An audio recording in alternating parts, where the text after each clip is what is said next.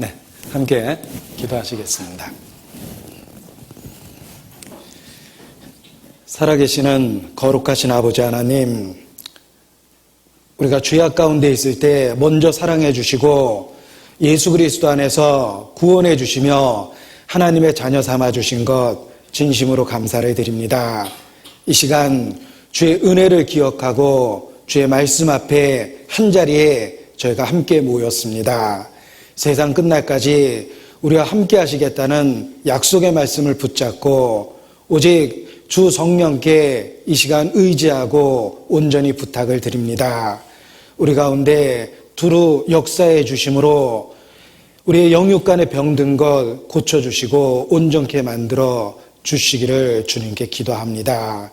이 마지막 때 우리 모두 이 시대에 충성되고 지혜로운 일꾼이 될 수 있도록 변화시켜 주시고 주관하여 주시옵소서.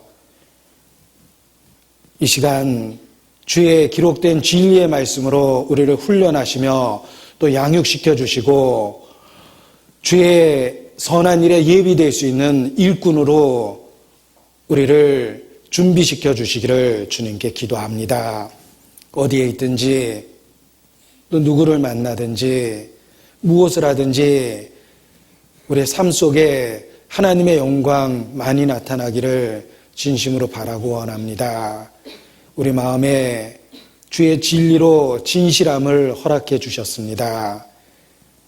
이제 그 말씀을 따라 우리의 삶이 변화되고 우리의 생활로 주께 영광 돌릴 수 있도록 더욱 역사해 주시기를 주님께 기도합니다.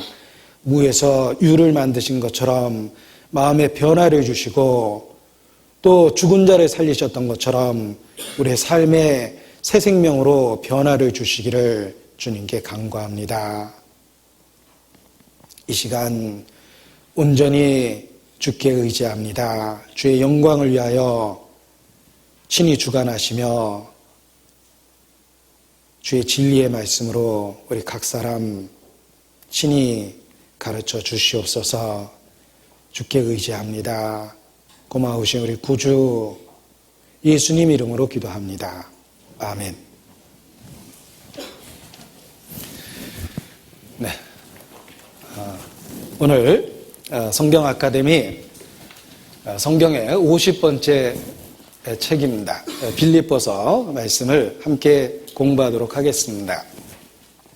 빌립보서 3장 7절로 말씀부터 찾으셔서 제가 읽어드리겠습니다. 빌립보서 3장 7절 말씀부터 읽어드리겠습니다.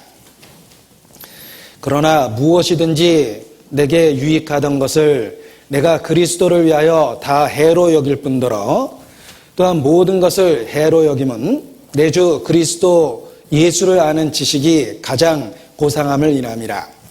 내가 그를 위하여 모든 것을 잃어버리고 배설물로 여김은 그리스도를 얻고 그 안에서 발견되려 함이니 내가 가진 의는 율법에서 난 것이 아니요 오직 그리스도를 믿음으로 말미암은 것이니 곧 믿음으로 하나님께로서 난 의라. 빌립보서 4장 4절 말씀은 짧은 말씀입니다. 함께 우리 두 번을 반복해서 읽겠습니다. 주 안에서 항상 기뻐하라. 내가 다시 말하노니 기뻐하라. 주 안에서 항상 기뻐하라. 내가 다시 말하노니 기뻐하라. 빌립보서는 기쁨의 책입니다. 예수 그리스도를 아는 지식이 우리에게 진정한 기쁨을 준다라는 것을 일깨우고 있습니다. 우리는 빌립보서를 통해서 우리의 삶의 전부가 되시는 예수 그리스도를 재발견하고 우리의 마음에 하나님이 주시는 기쁨으로 우리 마음을 가득 채울 수 있게 되리라 생각을 합니다.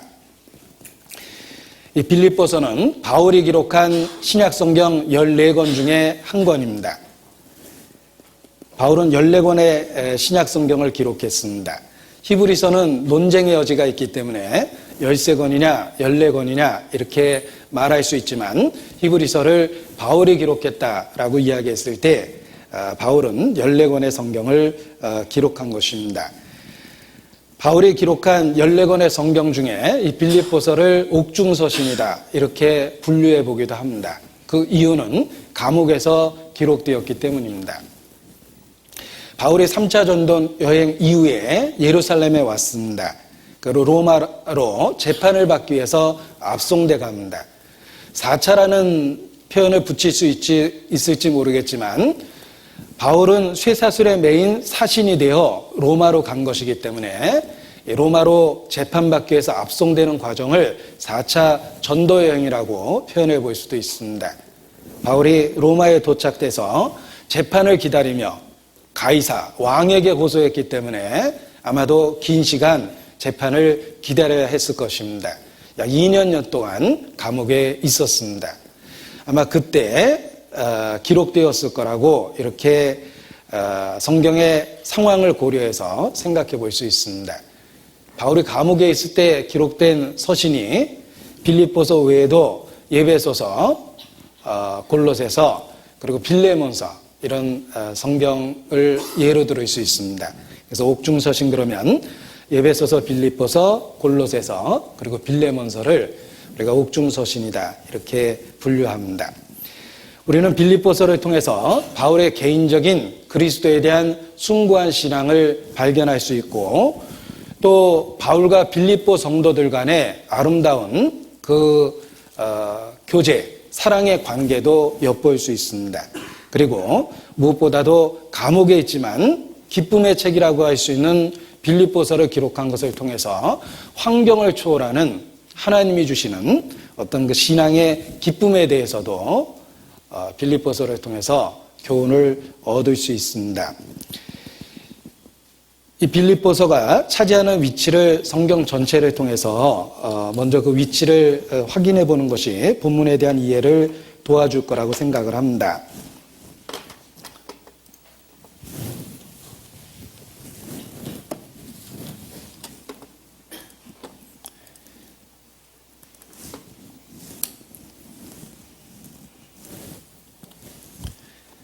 저기 한 출판사에서 신약 성경을 이렇게 분류하고 해석했던 그 자료를 통해서 빌립보서의 위치를 한번 신약 성경 내에서 그 위치를 확인해 보도록 하겠습니다.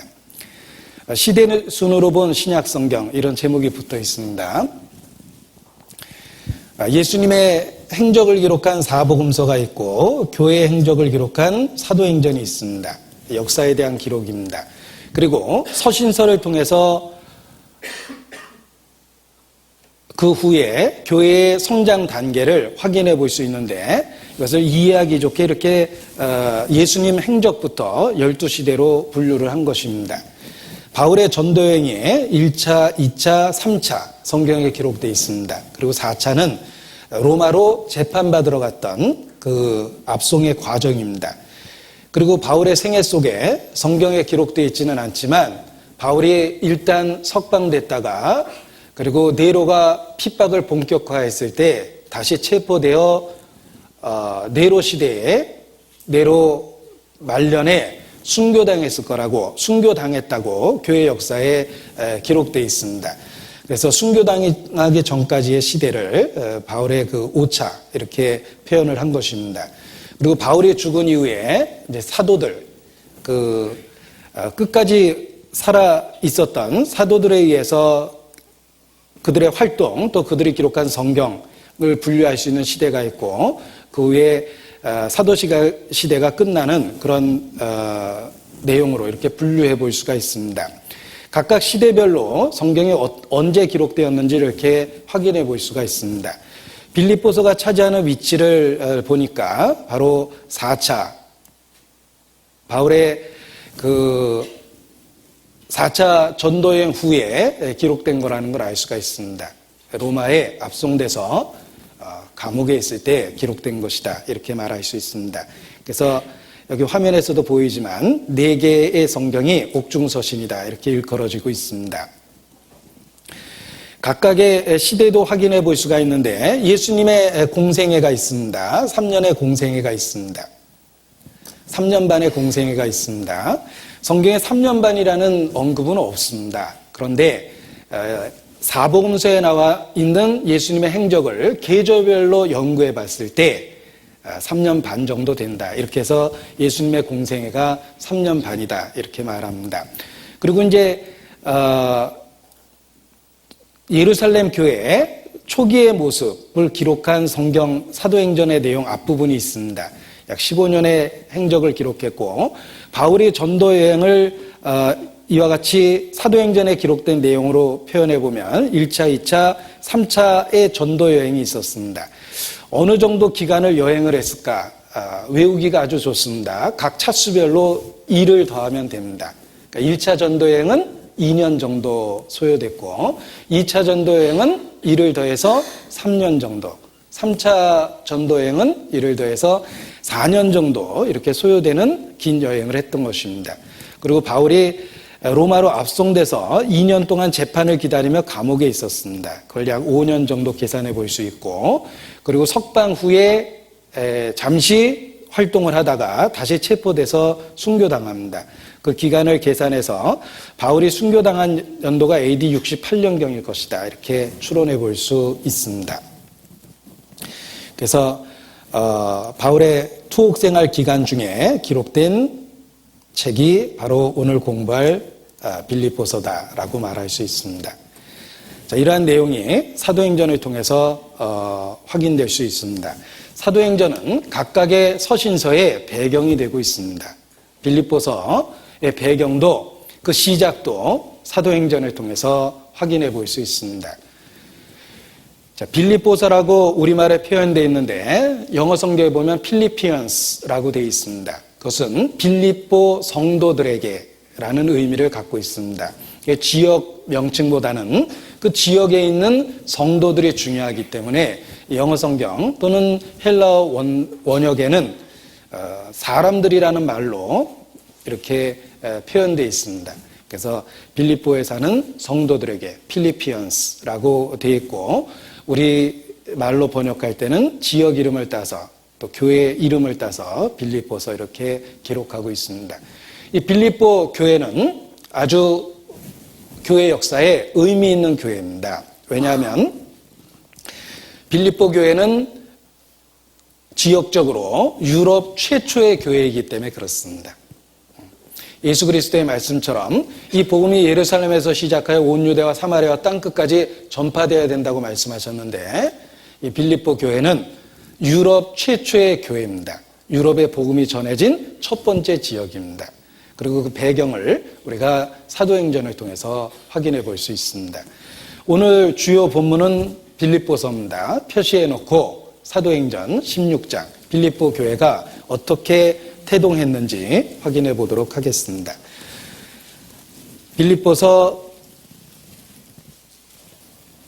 15장 36절로부터 2차 전도 여행에 대한 기록이 나오고 있습니다. 바울이 1차 전도 여행 때 방문했던 교회를 재방문해 보고자 합니다. 그래서 2차 전도 여행을 시작하는데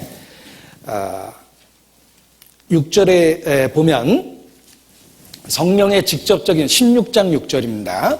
성령의 직접적인 인도하심을 따라 이 빌립보 성에 전도할 계기가 생깁니다. 바울은 아시아 쪽으로 전도하고자 했습니다. 16장 6절에 보면 성령이 아시아에서 말씀을 전하지 못하게 하시거늘. 자, 이건 계속해서 전하지 못하게 했다라는 뜻이 아니라 성령께서 우선순위를 준 겁니다.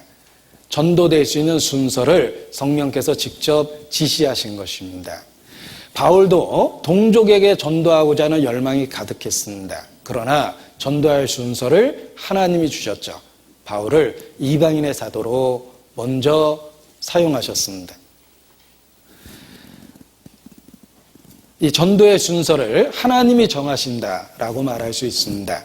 우리는 이 빌립보 지역에 전도된 상황을 통해서도 그것을 확인해 볼 수 있습니다. 바울은 원래 아시아 쪽에 전도하려 했지만 성령께서 아시아보다는 유럽 쪽에 전도의 문을 여신 겁니다. 그래서 아시아에서 말씀을 전하게 못하게 하셔서 부르기와 갈라디아 땅으로 다니다 무시아라는 지역에 왔습니다. 그 무시아에서 바울이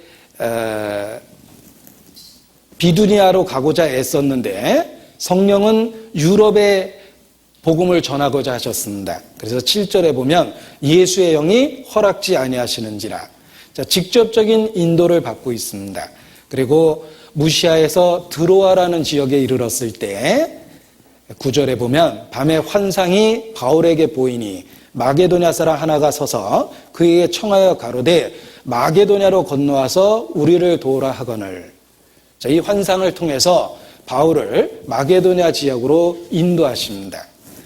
저는 처음에 이 환상이 이 전도의 문이 활짝 열린다면 많은 사람들이 서서 이리로 건너오라라는 환상을 보여줄 것 같은데 왜 마게도냐 사람 한 사람이 서서 그에게 청하는 환상을 보여주셨을까?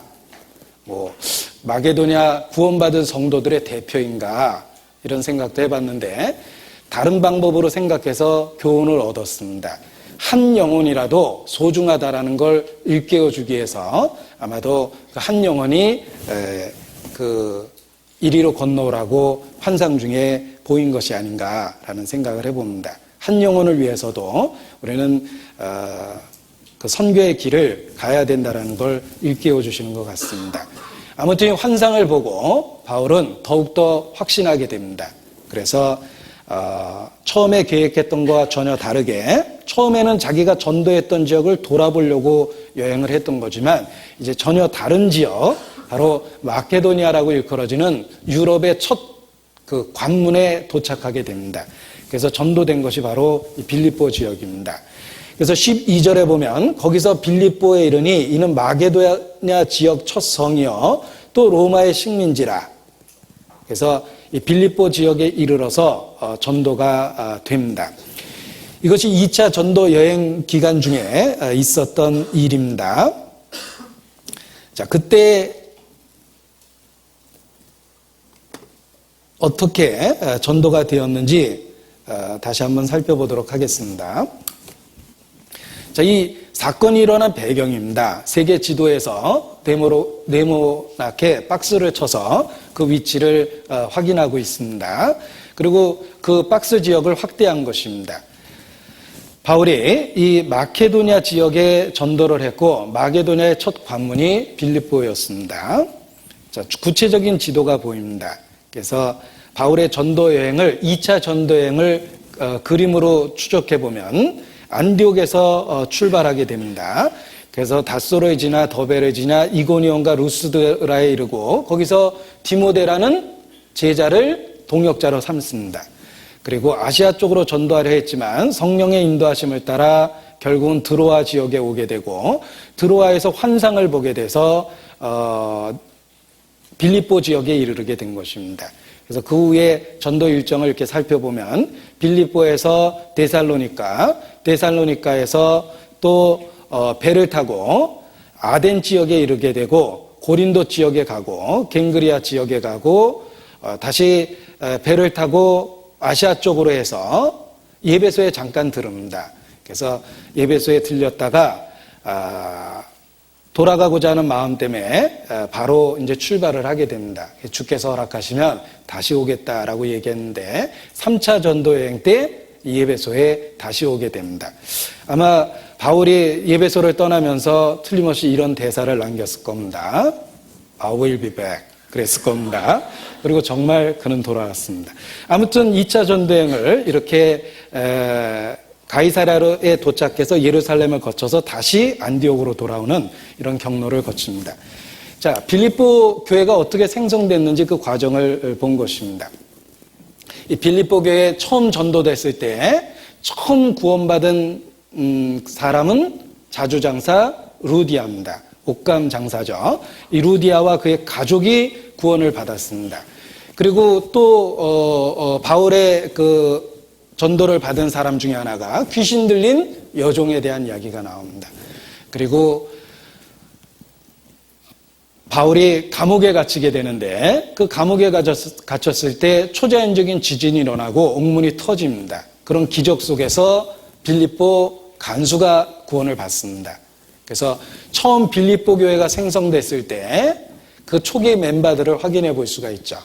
루디아와 그의 가족, 그리고 귀신 들린 여종, 그리고 빌립보 그 감옥의 간수와 그의 가족이 구원을 받게 됩니다. 이것이 처음 빌립보 교회가 탄생하게 된 그런 그 상황입니다. 그런데 이 빌립보 지역의 첫 열매라고 할 수 있는 그들이 구원받은 과정을 살펴보면 각각 그 구원받는 상황이 다릅니다. 예를 들면 루디아는 기도하는 그 장소에서 바울의 설교를 들었습니다. 주께서 그 마음을 열어 바울의 말을 청종케 했습니다.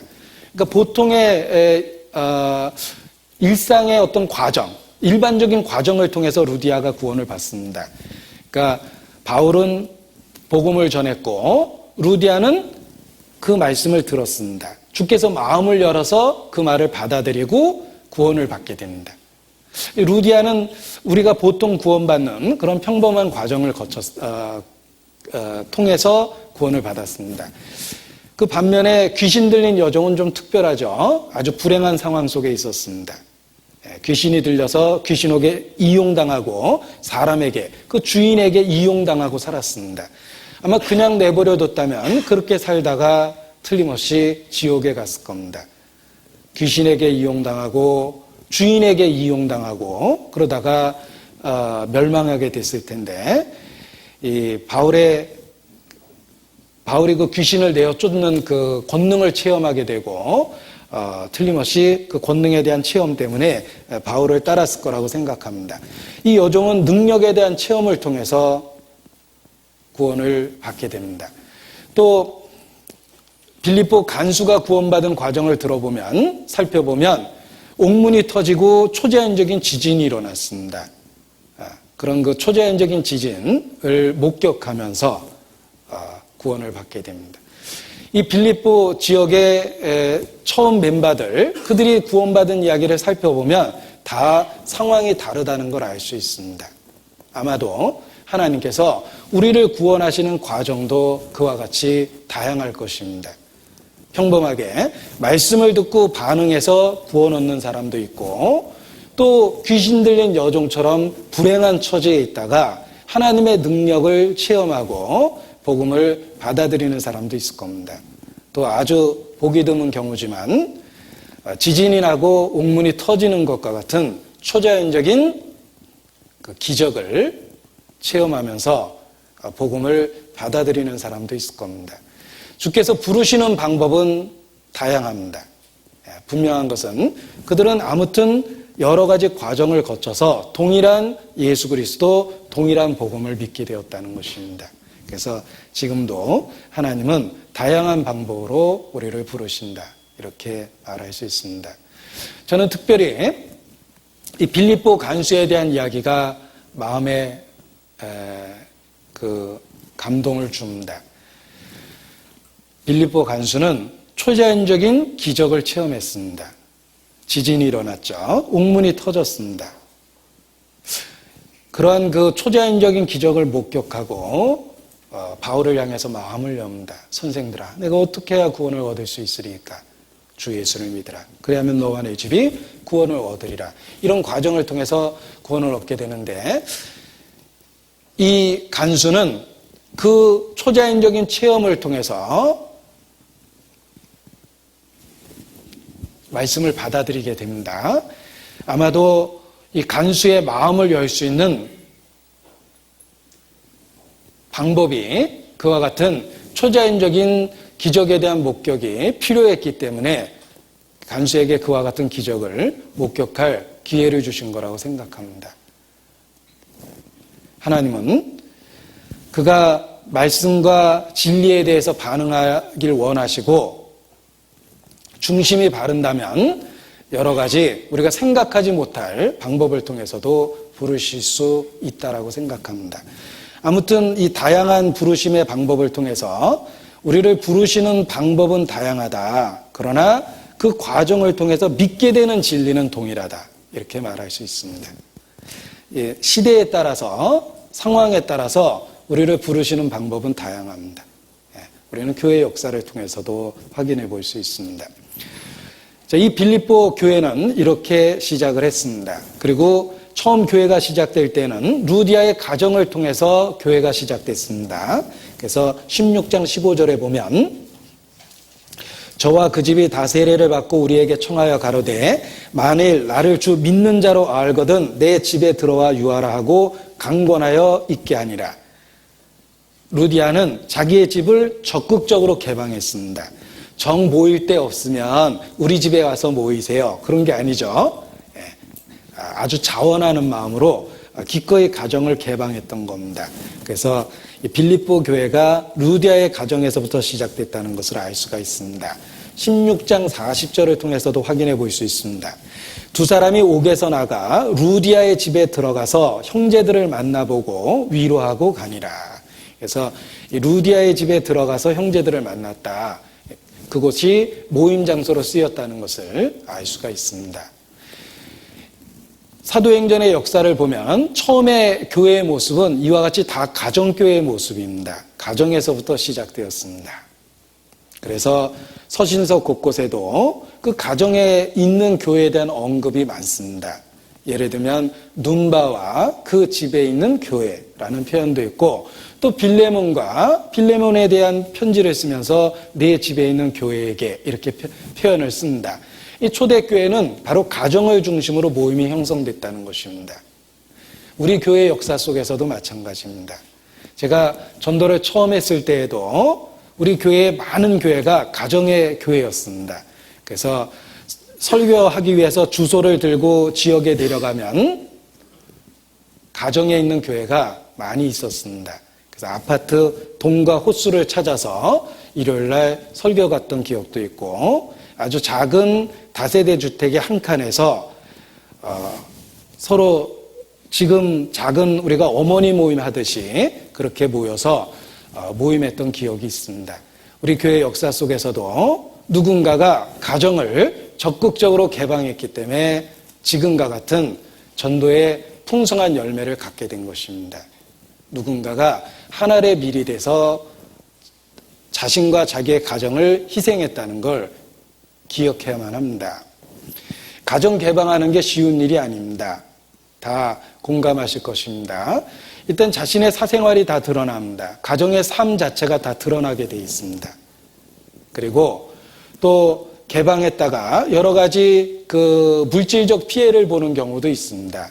어떤 분은 아주 귀하게 여기던 그 집안의 물건이 많은 사람이 오고 감을 통해서 파괴되는 경우도 있고 또 아주 짓궂은 아이들의 장난 때문에 귀하게 여기던 물건들이 이렇게 손상돼서 그 아주 속상해하는 경우도 사실 많이 봤습니다. 그러나 누군가가 그런 걸 감수했기 때문에 그 위에 복음이 전해진 것이다 라는 생각을 하게 됩니다.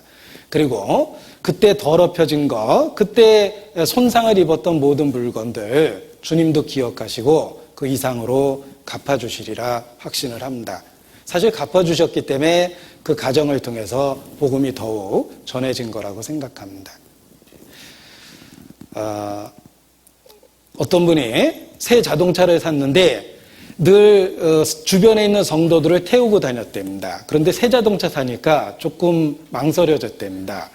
이게 새 차인데 흙 묻은 발로 탈면은 이렇게 자꾸 쳐다보고 백미러로 쳐다보고 신경이 쓰이고 그랬답니다. 헌차 탈 때는 몰랐는데 차를 바꾸고 나니까 갑자기 이제 여러 가지 신경이 쓰였던 것입니다. 그래서 조금 불편해하다가 어느 순간 마음을 바꿨답니다. 내가 이 차를 가지고 복음이 전해지는 그 현장에서 쓰임이 되고 있다는 게 얼마나 가치 있는가. 복음이 전해지기 위해서 차가 더럽혀지고 차가 더 낡아진다면 그거보다 더 보람 있는 게 어디 있는가 이렇게 생각을 바꿨더니 그 다음부터 아주 마음이 편안해졌답니다. 그렇습니다. 사실은 손해본 것이 영원한 세계에 가보면 그것이 남는 것이었다라는 것을 알게 될 것입니다.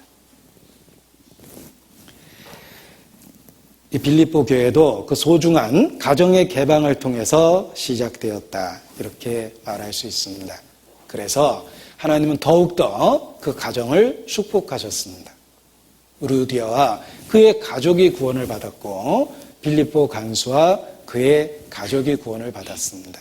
하나님은 틀림없이 영육간의 축복으로 갚아주십니다. 우리가 가정을 개방하면 많은 분들이 오고 가면서 그 가정을 위해서 기도합니다. 또 모일 때마다 그 모임의 장소를 제공해 준 가정을 기억합니다. 그리고 틀림없이 주님께서 영육간의 은혜로 갚아주시리라 확신을 합니다.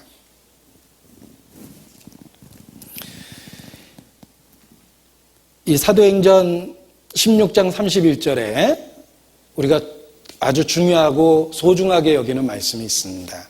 주 예수를 믿으라. 그리하면 너와 내 집이 구원을 얻으리라 라는 말씀입니다. 가족은 어떤 의미에서 우리의 지체의 일부분과 같습니다. 가족에게 생기는 고통이 자기에게 직접적으로 연결이 됩니다. 우리 몸이 그렇습니다. 하나님은 어떤 의미에서 교회의 중요성을 깨달으라고 육신의 가족을 주신 겁니다. 우리의 지체의 일부입니다. 그래서 전도와 관련해서도 하나님의 숨겨진 계획이 있다라고 믿을 수 있습니다. 노아를 기억하신 게 아니라 노아와 그의 가족을 기억하셨습니다. 소돔 고모라가 멸망할 때 롯에게 먼저 말씀하십니다. 내게 속한 자가 이 성 중에 또 있느냐. 지금도 그렇습니다. 지금도 우리의 가족을 기억해 주십니다. 그 근거가 될 수 있는 구약 성경의 말씀 하나 더 찾아보도록 하겠습니다. 출애굽기 12장 3절입니다. 출애굽기 12장 3절.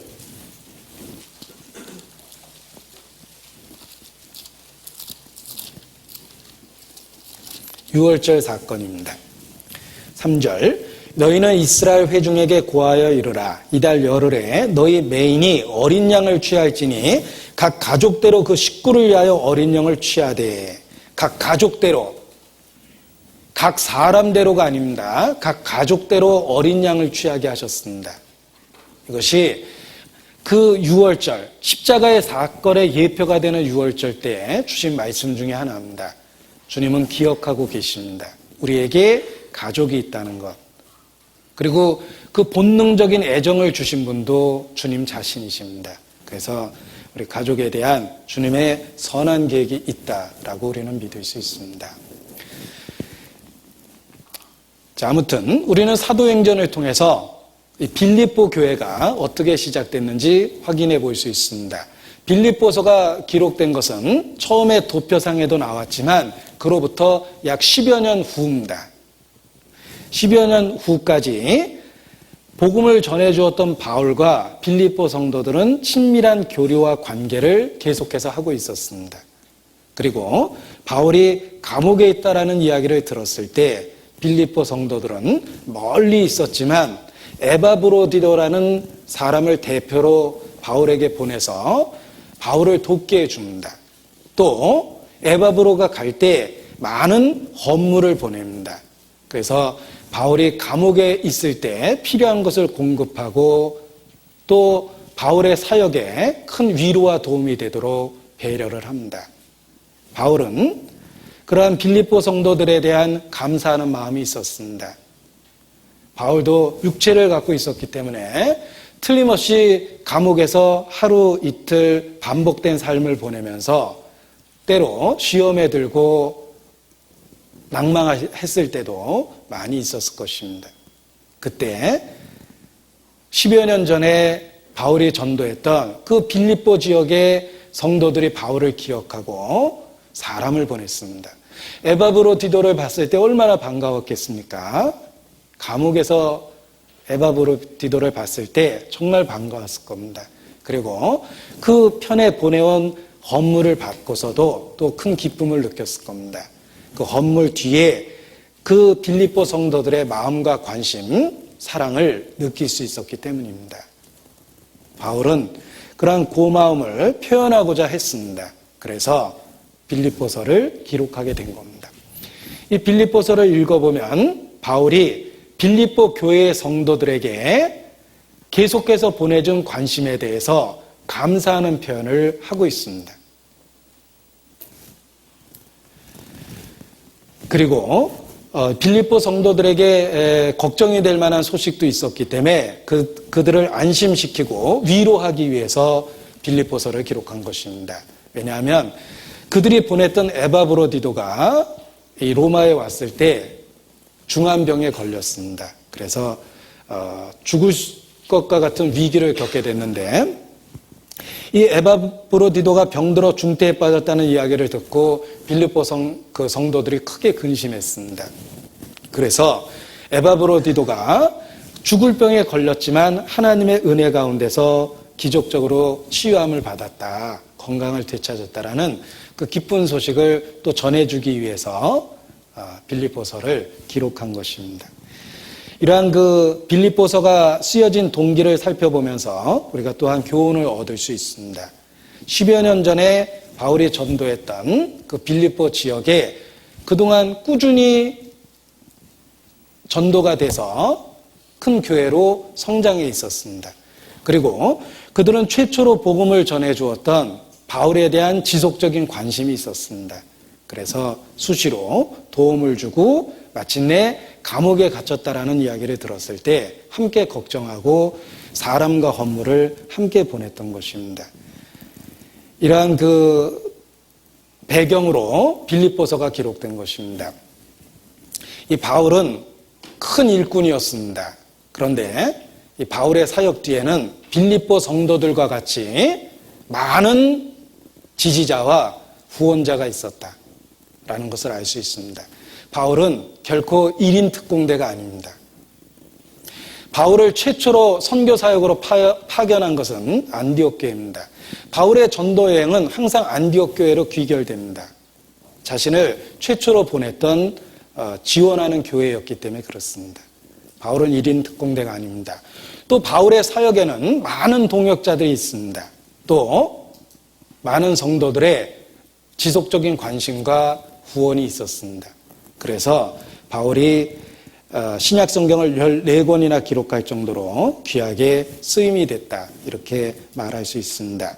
그래서 복음을 전해주었던 바울 사도와의 계속적인 사귐과 교제가 빌립보서를 기록하게 하는 배경이 되었고, 그것은 단지 빌립보서만 아니라 그 외에 바울의 사역에도 또 다른 많은 후원자와 지원자가 있었다는 것을 알 수가 있습니다. 빌립보 성도들은 10여 년이 지났지만 바울이 복음을 전해주었던 그 귀한 사실을 결코 잊지 않았다는 것입니다. 그것이 아마도 빌립보 교회가 성장하게 된 이유 중에 하나일 거라고 생각합니다. 그 사역자를 소중히 여기는 것 자체가 그 사역자 뒤에 역사하시는 주님에 대한 합당한 보응입니다. 그러니까 주님을 생각하면서 틀림없이 사역자를 귀하게 여긴 것일 겁니다. 그래서 10여 년이 지났고 로마에 멀리 있는 바울의 사정을 관심을 갖고 염려하고 사랑과 물질을 보냈던 것입니다. 그것이 이 빌립보 교회가 영적으로 건강했던 그런 그 배경적인 모습이라고 생각합니다. 우리 개인적으로도 그렇습니다. 우리의 신앙이 정말 건강하고 주님과 개인적 친밀한 관계를 갖고 있다면 틀림없이 교회를 소중히 여기고 교회 일꾼을 소중히 여깁니다. 주님과의 관계가 멀어졌고 신앙에 병이 들었다면 드러나는 외적 증상이 있습니다. 교회를 폄하하고 비난하고 판단하고 일꾼을 낮춰보기 시작합니다. 그것이 어떤 의미에서 신앙이 병들었다는 그런 증거라고 말할 수 있습니다. 누가 썩은 치즈를 잠자고 있는 사람의 코 밑에 발라놨답니다. 그때부터 그 사람은 모든 사람에게 냄새가 난다고 짜증을 내기 시작했대요. 사실 냄새의 원인은 자신의 코 밑에 있었습니다. 모든 사람을 비평하는 사람의 마음이 어떻습니까? 원인은 자기 마음에 있는 겁니다.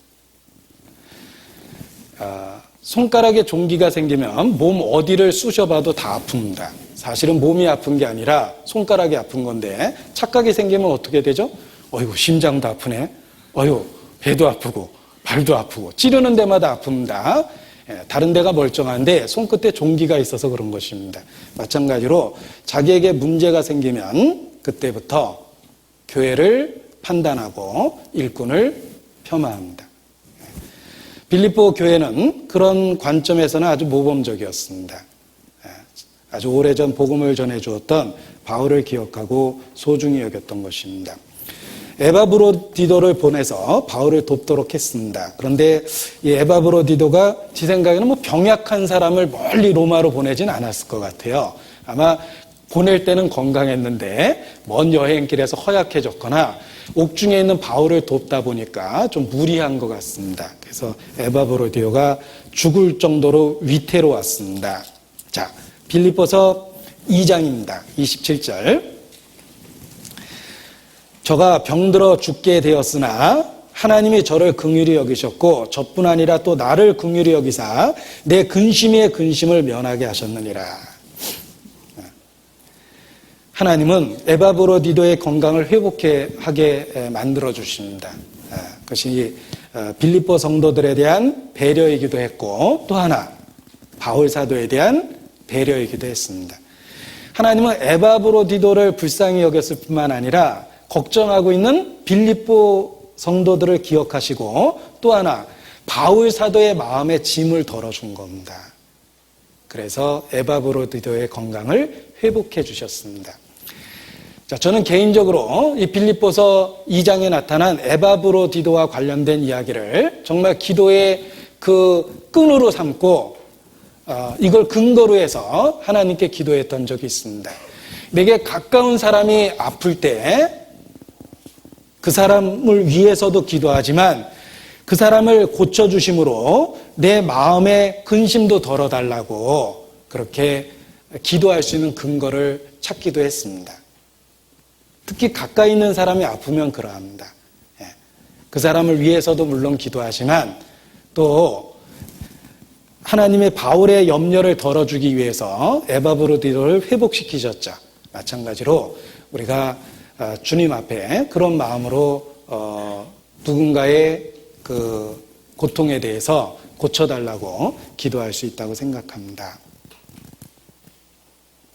그래서 제가 혹 어디 멀리 지역에서 전도 중에 있을 때 예를 들면 가족에게 어떤 일이 생기면 이제 걱정이 됩니다. 기도를 하는데 제가 지금 주님께서 주신 이 일을 하고 있습니다. 이 일에 지장이 되지 않도록 주님 제 개인적인 근심일지 모르지만 주님께서 돌봐주십시오라고 하면 여러 번 정말 응답됐다는 확신을 받곤 했습니다.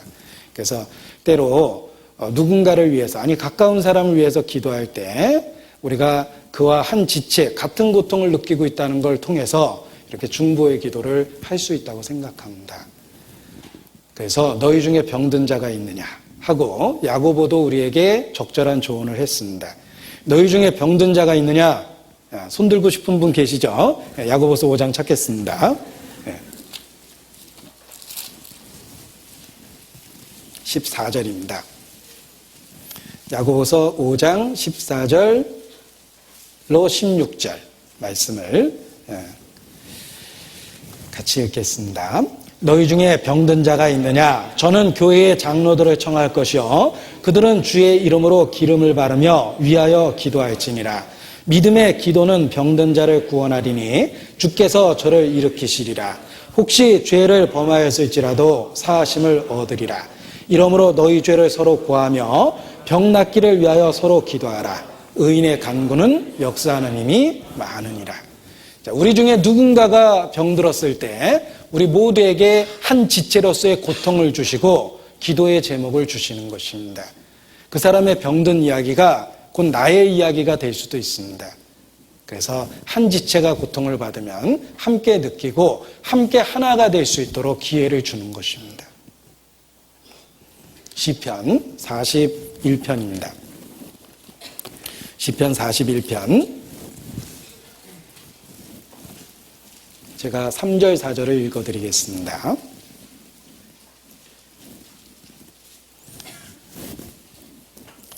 시편 41편 3절 4절 여호와께서 쇠약한 병상에서 저를 붙드시고 저의 병중 그 자리를 다 고쳐 펴시나이다. 내가 말하기를 여호와여 나를 긍휼히 여기소서. 내가 주께 범죄하였사오니 내 영혼을 고치소서 하였나이다. 왜 병에 대한 기도를 하는데 응답을 받지 못합니까? 그 이유 중에 하나가 3절과 4절이 분리되어 있기 때문입니다. 분리되면 안 됩니다. 왜 3절 다음에 4절이 있겠습니까? 먼저 자신을 돌아보면서 기도에 막힘이 없이 하고 하나님께 부르시지라, 이런 뜻입니다. 그래서 여호와여, 내가 말하기를 나를 긍휼히 여기소서, 내가 주께 범죄하였사오니 내 영혼을 고치소서 하였나이다. 먼저 기도에 막힌 것을 헐고 그리고 병 낫기를 위해서 기도해라, 이런 뜻입니다. 그래서 3절에 여호와께서 쇠약한 병상에서 저를 붙드시고 저의 병중 그 자리를 다 고쳐 펴시나이다. 3절과 4절은 분리해서는 안 된다고 생각합니다. 우리 자신을 돌아보고 하나님과 우리 사이에 막힌 것을 헐면서 병 낫기를 위해서 기도하면 의인의 간구는 역사하는 힘이 많습니다. 자, 빌립보서는 옥중서신이라고 말씀드렸습니다. 감옥에서 기록된 것입니다. 바울은 감옥에 있었습니다. 그것도 하루 이틀이 아니라 2년 이상 있었습니다. 잠시 석방되었지만 또다시 감옥에 갇히게 되고 결국은 순교를 당합니다. 그러나 이 바울이 감옥에 있었던 이유를 그때는 잘 몰랐을지 모르겠지만 지금 모든 것이 드러난 이 시대에 우리가 살펴보면 바울의 고난에는 이유가 있습니다. 바울이 감옥에 갇혀 있었던 것은 결코 손해보는 일이 아니었습니다. 바울도 그것을 분명하게 알고 있었기 때문에 낙심하지 않았습니다. 그래서 기쁨의 책이라고 하는 빌립보서를 감옥에서 기록한 겁니다. 상황과 내용이 맞지 않죠. 그러나 바울은 자신이 당하는 고난의 유익을 알고 있었던 것입니다. 그래서 감옥에서 항상 기뻐하라 라고 편지를 진심으로 쓸 수가 있었던 것입니다. 바울은 자신이 감옥에 있는 이유를 알고 있었기 때문에 기쁨을 유지할 수 있었습니다. 고난에는 반드시 유익이 있습니다. 쓸데없이 자녀를 힘들게 하는 부모는 없습니다. 자녀에게 고통을 준다면 그럴 만한 이유가 있습니다. 정상적인 부모가 결코 자녀를 학대하지 않습니다. 하나님은 말할 것도 없습니다. 우리에게 이유 없는 고난 결코 주시지 않습니다. 고난이 있다면 생각해야 됩니다. 반드시 유익이 있습니다. 그 아픔의 결과로 유익이 있기 때문에 우리를 아프게 하시는 것입니다. 아픔에는, 고난에는 반드시 유익이 있다. 바울도 그 유익을 알고 있었기 때문에 감옥에서 낙심하지 않은 겁니다. 바울이 발견한 유익입니다. 빌립보서 1장입니다. 12절. 빌립보서 1장 12절. 형제들아, 나의 당한 일이 도리어 복음의 진보가 된 줄 너희가 알기를 원하노라. 나의 당한 일이 도리어 복음의 진보가 되었다. 감옥에 있었지만 복음의 진보가 되었습니다. 유익이 되었습니다. 자, 이 12절을 묵상하면서 자신의 삶 속에 어렵고 힘들었던 일을 생각해 보십시오. 그리고 그 어렵고 힘들었던 일과 시기가 정말 내게 영적으로 손해를 주었을까 생각해 보십시오. 우리도 바울처럼 마침내 고백하게 됩니다. 그 일은 힘들고 어려웠지만, 그 시기는 힘들고 어려웠지만 분명한 건 복음의 진보가 됩니다. 결코 영적으로 손해나지 않습니다. 그래서 바울이 그것을 형제들에게 분명하게 알려주고 있습니다. 나의 당한 일이 복음의 진보가 되었다. 그 유익 중에 하나입니다. 13절. 이러므로 나의 매임이 그리스도 안에서 온 시대안과 기타 모든 사람에게 나타났다. 더 많은 사람들이 바울의 이야기를 들을 수 있었던 것입니다. 아마도 이 바울의 사건이 공적으로 재판을 받고 있었기 때문에 관련된 주변의 모든 사람들에게 알려지기 시작했을 겁니다. 저 사람이 재판받으려고 예루살렘에서부터 여기까지 왔대. 오면서 배가 침몰해가지고 다 난파됐는데 한 명도 안 죽었다는구만. 거의 기적적으로 해서 여기까지 왔는데 그 사람이 주장하는 게 뭐 이런 거래 라고 틀림없이 주변에 회자되었을 겁니다. 많은 사람들이 복음의 내용을 들을 수 있는 기회가 생긴 겁니다. 그리고 바울이 감옥에 있었지만 용기를 잃지 않고 전도하는 것을 통해서 14절에 보면 형제 중 다수가, 형제 모두가는 아니죠. 형제 중 다수가, 모두가였으면 좋겠는데 아마 다 교훈을 받는 건 아닌 것 같습니다. 지금 이 순간 자는 사람도 마찬가지겠지만 형제 중 다수가 나의 매임을 인하여 주 안에서 신뢰함으로 겁없이 하나님의 말씀을 더욱 담대히 말하게 되었느니라. 바울은 이 복음을 감옥에 가서도 저렇게 담대하게 전하는데 우리가 이 바깥에서 주저할 게 무엇인가? 아마도 바울의 경우를 통해서 더 신뢰하고 겁없이 담대히 말하게 되었을 겁니다. 바울이 당한 일이 다른 사람에게 자극과 격려가 되고 도전이 됐던 것입니다.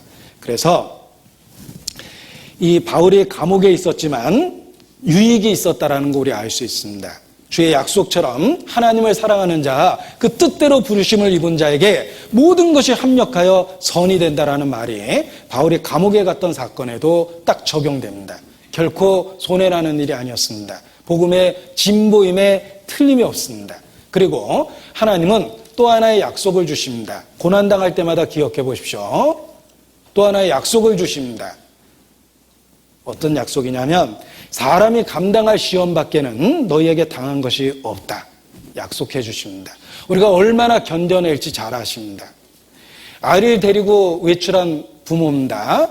아이가 자기 딴에는 짐을 좀 들었습니다. 그래서 배낭도 메고 손에 짐도 들었습니다. 부모는 그 아이 배낭에 무엇이 있는지 잘 압니다. 애가 그걸 들고 다녀도 될 무게인지 아이에게 무리가 될 무게인지 잘 알아요. 사실 배낭 열면 뭐가 있겠습니까? 기껏해야 자기 양말이나 과자 쪼가리 들어있을 겁니다. 아이에게 배낭을 메이는 부모는 그 아이가 감당할 무게를 잘 알아요. 그래서 아이에게 무리 될 것 같으면 짐을 아빠가 들게 하고 틀림없이 뺏게 돼 있습니다. 하나님은 더욱더 그러하십니다. 우리가 얼마나 감당할지 주님 잘 아십니다. 자, 가끔 아내가 불판에서 냄비를 태워 먹으면 생각하게 됩니다. 이 냄비가 탄 이유는 음식을 올려놓고 잊어버린 거죠. 거의 없는데 가끔 그럽니다. 자주 있는 일은 아닙니다. 쓸데없는 얘기를 내가 또. 자, 아무튼 그 냄비를 올려놓고 잊어버리면 태워 먹는 거죠. 주님은 우리를 불 위에 올려놓으면 절대 잊어버리지 않습니다. 우리가 얼마나 견뎌낼지, 언제부터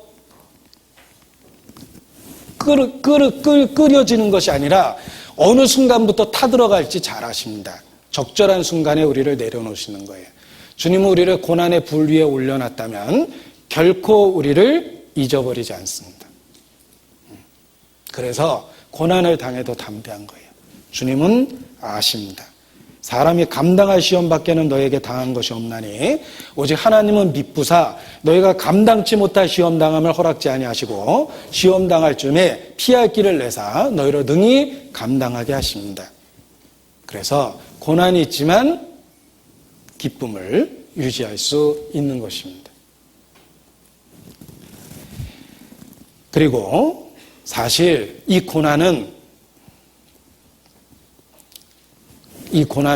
하나님이 주신 또 하나의 은혜입니다. 그래서 고난을 변장된 축복이라는 말을 씁니다. 사실은 하나님의 축복인데 고난이라는 모습으로 변장하고 있다는 것입니다. 바울은 그걸 알고 있었어요. 그래서 낙심하지 않은 겁니다. 빌립보서 1장 보십시오. 29절입니다. 참으로 놀라운 표현이 있습니다.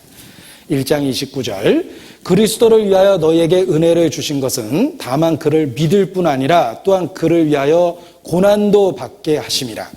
여러분, 믿게 하시는 것만 은혜가 아닙니다. 바울은 알고 있었습니다.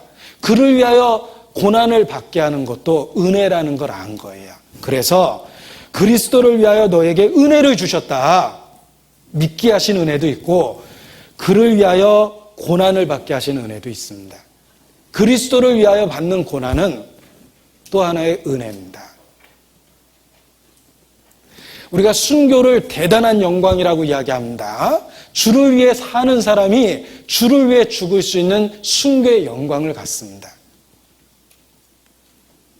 순교만이 아니라 우리의 삶 속에 주의 이름을 위하여 당하는 고난이 또 하나의 은혜라는 거 아셔야 돼요. 그래서 바울이 고난도 받게 한다는 말 앞에다 너에게 은혜를 주셨다는 말을 붙여놓은 겁니다. 고난 주신 것도 은혜라는 거 아셔야 돼요. 다른 사람보다 더 특별한 고난이 있습니까? 특별한 은혜를 받은 거예요. 다른 사람보다 더 수고하고 계십니까? 특별한 은혜를 받은 겁니다. 고린도전서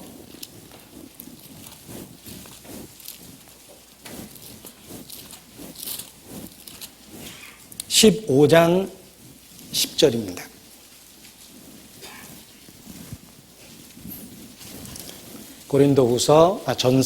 고린도전서 15장 10절입니다. 같이 읽죠. 그러나 나의 나 된 것은 하나님의 은혜로 된 것이니 내게 주신 그의 은혜가 헛되지 아니하여 내가 모든 사도보다 더 많이 수고하였으나 내가 아니요 오직 나와 함께 하신 하나님의 은혜로라. 바울은 다른 사도보다 정말 더 많이 수고했습니다. 그렇죠. 그 어떤 사도보다 더 많이 수고했습니다. 그런데 바울이 불평하고 있습니까? 아닙니다. 자기가 더 많이 수고한 것이 하나님의 은혜다. 이렇게 표현하고 있습니다. 더 많이 수고하고 있다면 특별한 은혜를 받은 겁니다.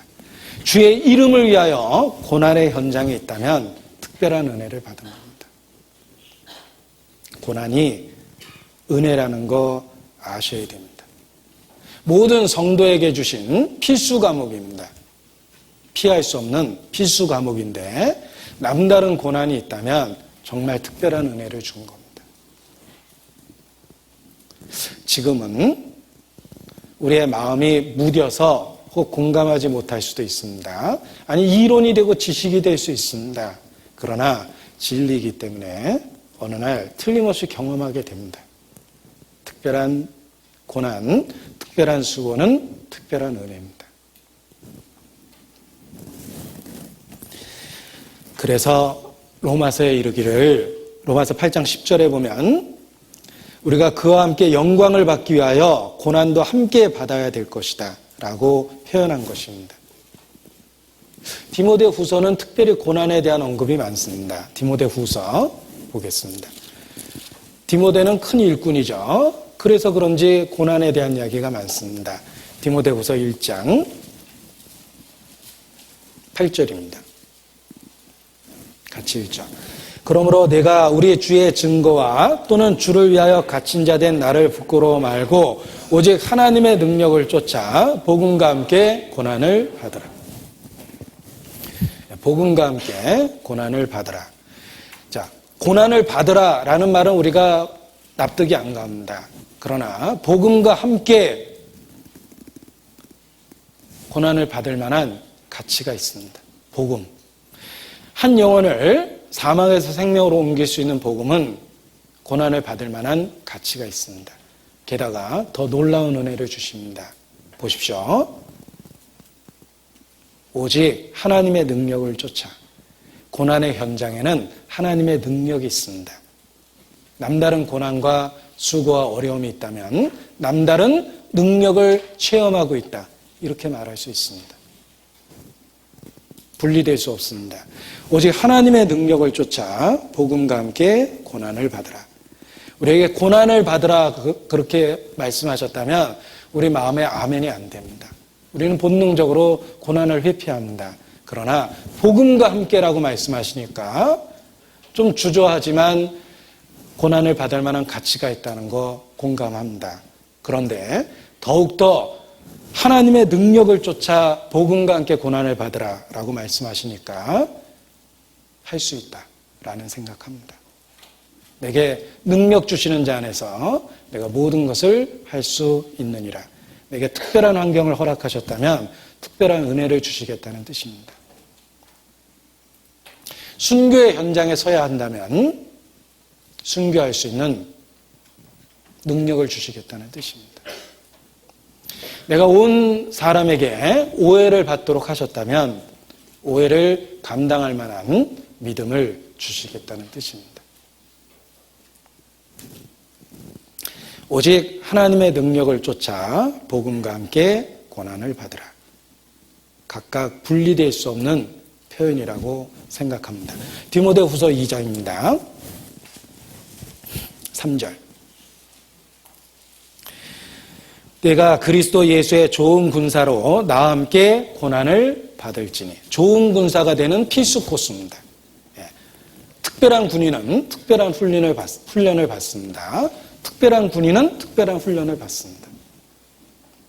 우리는 그리스도의 좋은 군사가 되기 위해서 고난은 피할 수 없는 필수 과정이다. 이렇게 말할 수밖에 없습니다.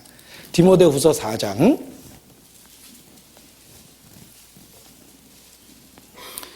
5절입니다. 또 같이 읽죠. 그러나 너는 모든 일에 근신하여 고난을 받으며 전도인의 일을 하며 내 직무를 다하라. 우리가 전도의 현장에 참여해야 한다면 근신과 고난은 필수입니다. 자기 자신에 대한 절제, 근신입니다. 그리고 고난은 필수적이다. 이렇게 말할 수 있습니다. 그래서 참된 성도로서 피할 수 없는 필수 코스는 고난이다. 그 고난은 특별한 은혜다. 이렇게 말할 수 있습니다. 베드로 전서 5장입니다. 때로 성경을 많이 찾으면 좀 짜증이 나지만 이게 천국에 가면 아마 포인트 정립이 돼 있을 거다. 이렇게 생각하면 상당한 기쁨을 느낍니다. 오늘도 포인트 많이 정립해 가도록 하겠습니다. 베드로전서 5장 9절입니다. 같이 읽자. 너희는 믿음을 굳게 하여 저를 대적하라. 이는 세상에 있는 너희 형제들도 동일한 고난을 당하는 줄 알미니라. 세상에 있는 너희 형제들도 동일한 고난을 당하는 줄 알미니라. 제가 칠판에 써보겠습니다. 언젠가 제게 큰 교훈이 됐던 말씀이기 때문에 강조를 위해서 써보겠습니다.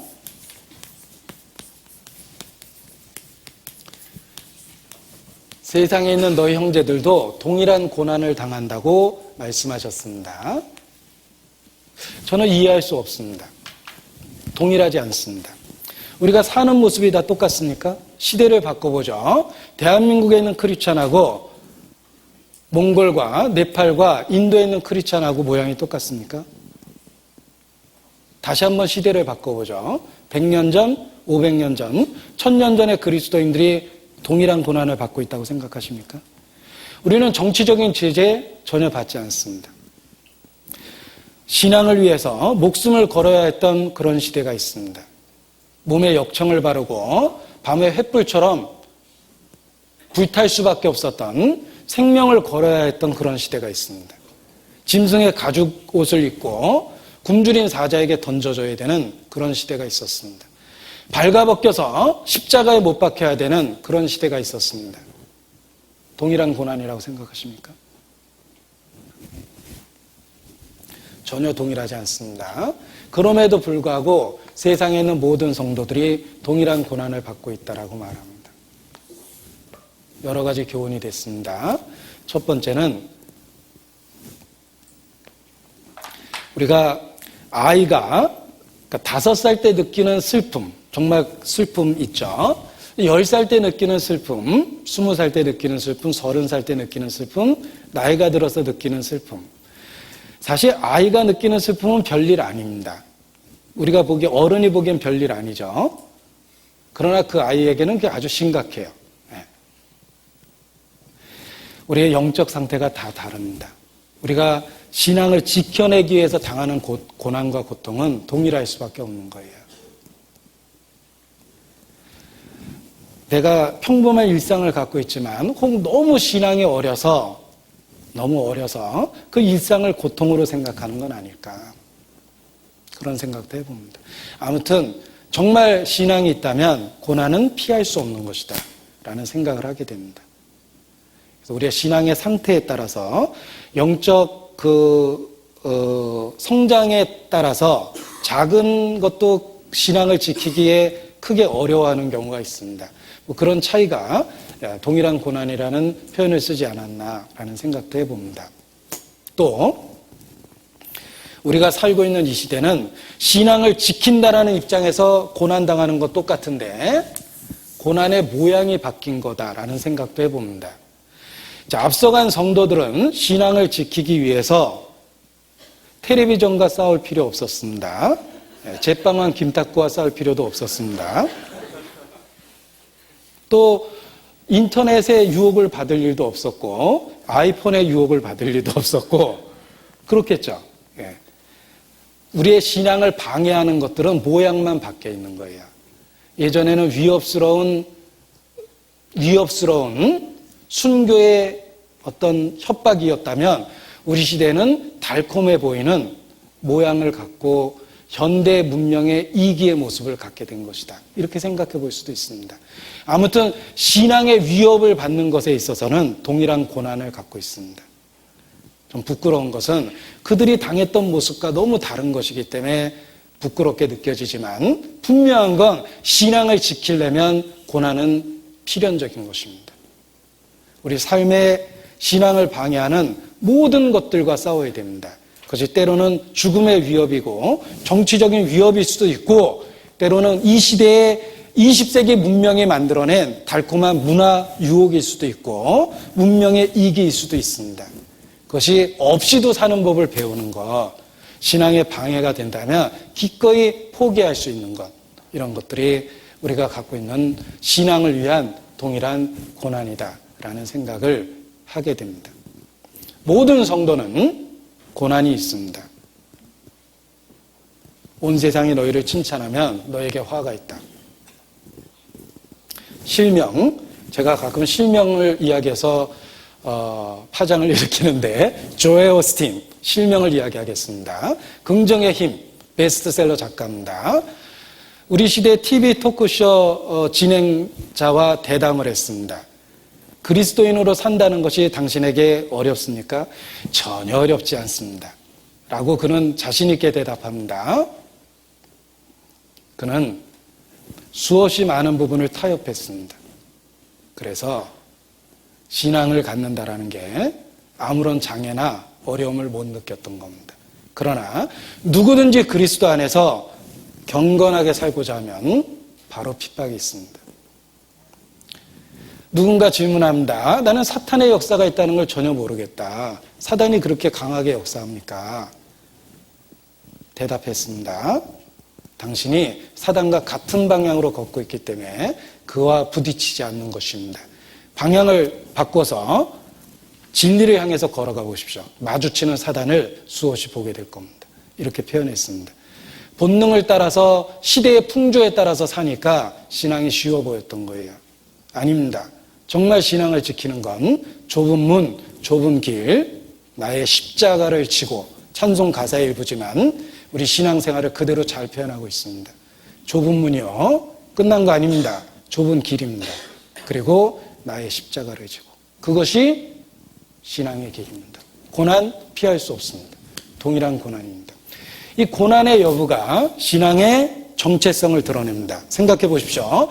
내가 정말 성경적인 크리스찬이냐? 어떻게 합니까? 고난의 여부가 신앙의 정체성을 드러내는 거예요.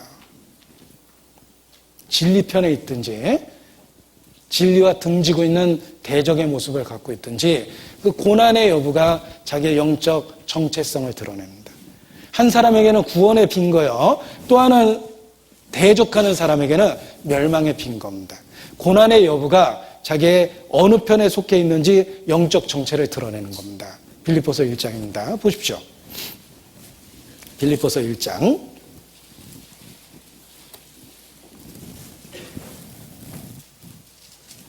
28절입니다.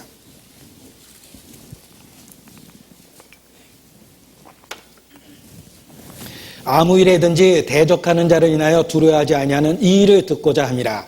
이것이 저희에게는 멸망의 빈거요 너희에게는 구원의 빈거니 이는 하나님께로부터 난 것이니라.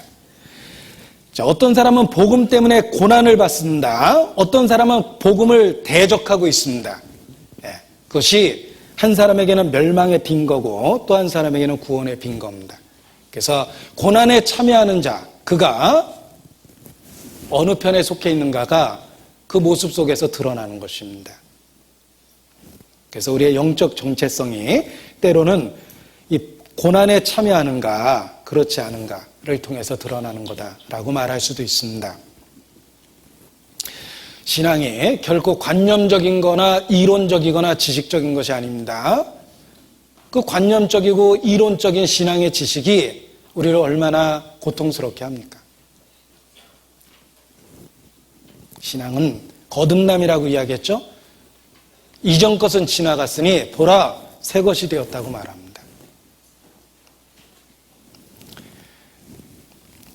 이전에는 죽었었는데 이제는 그리스도 안에서 새 생명을 얻었다고 말합니다.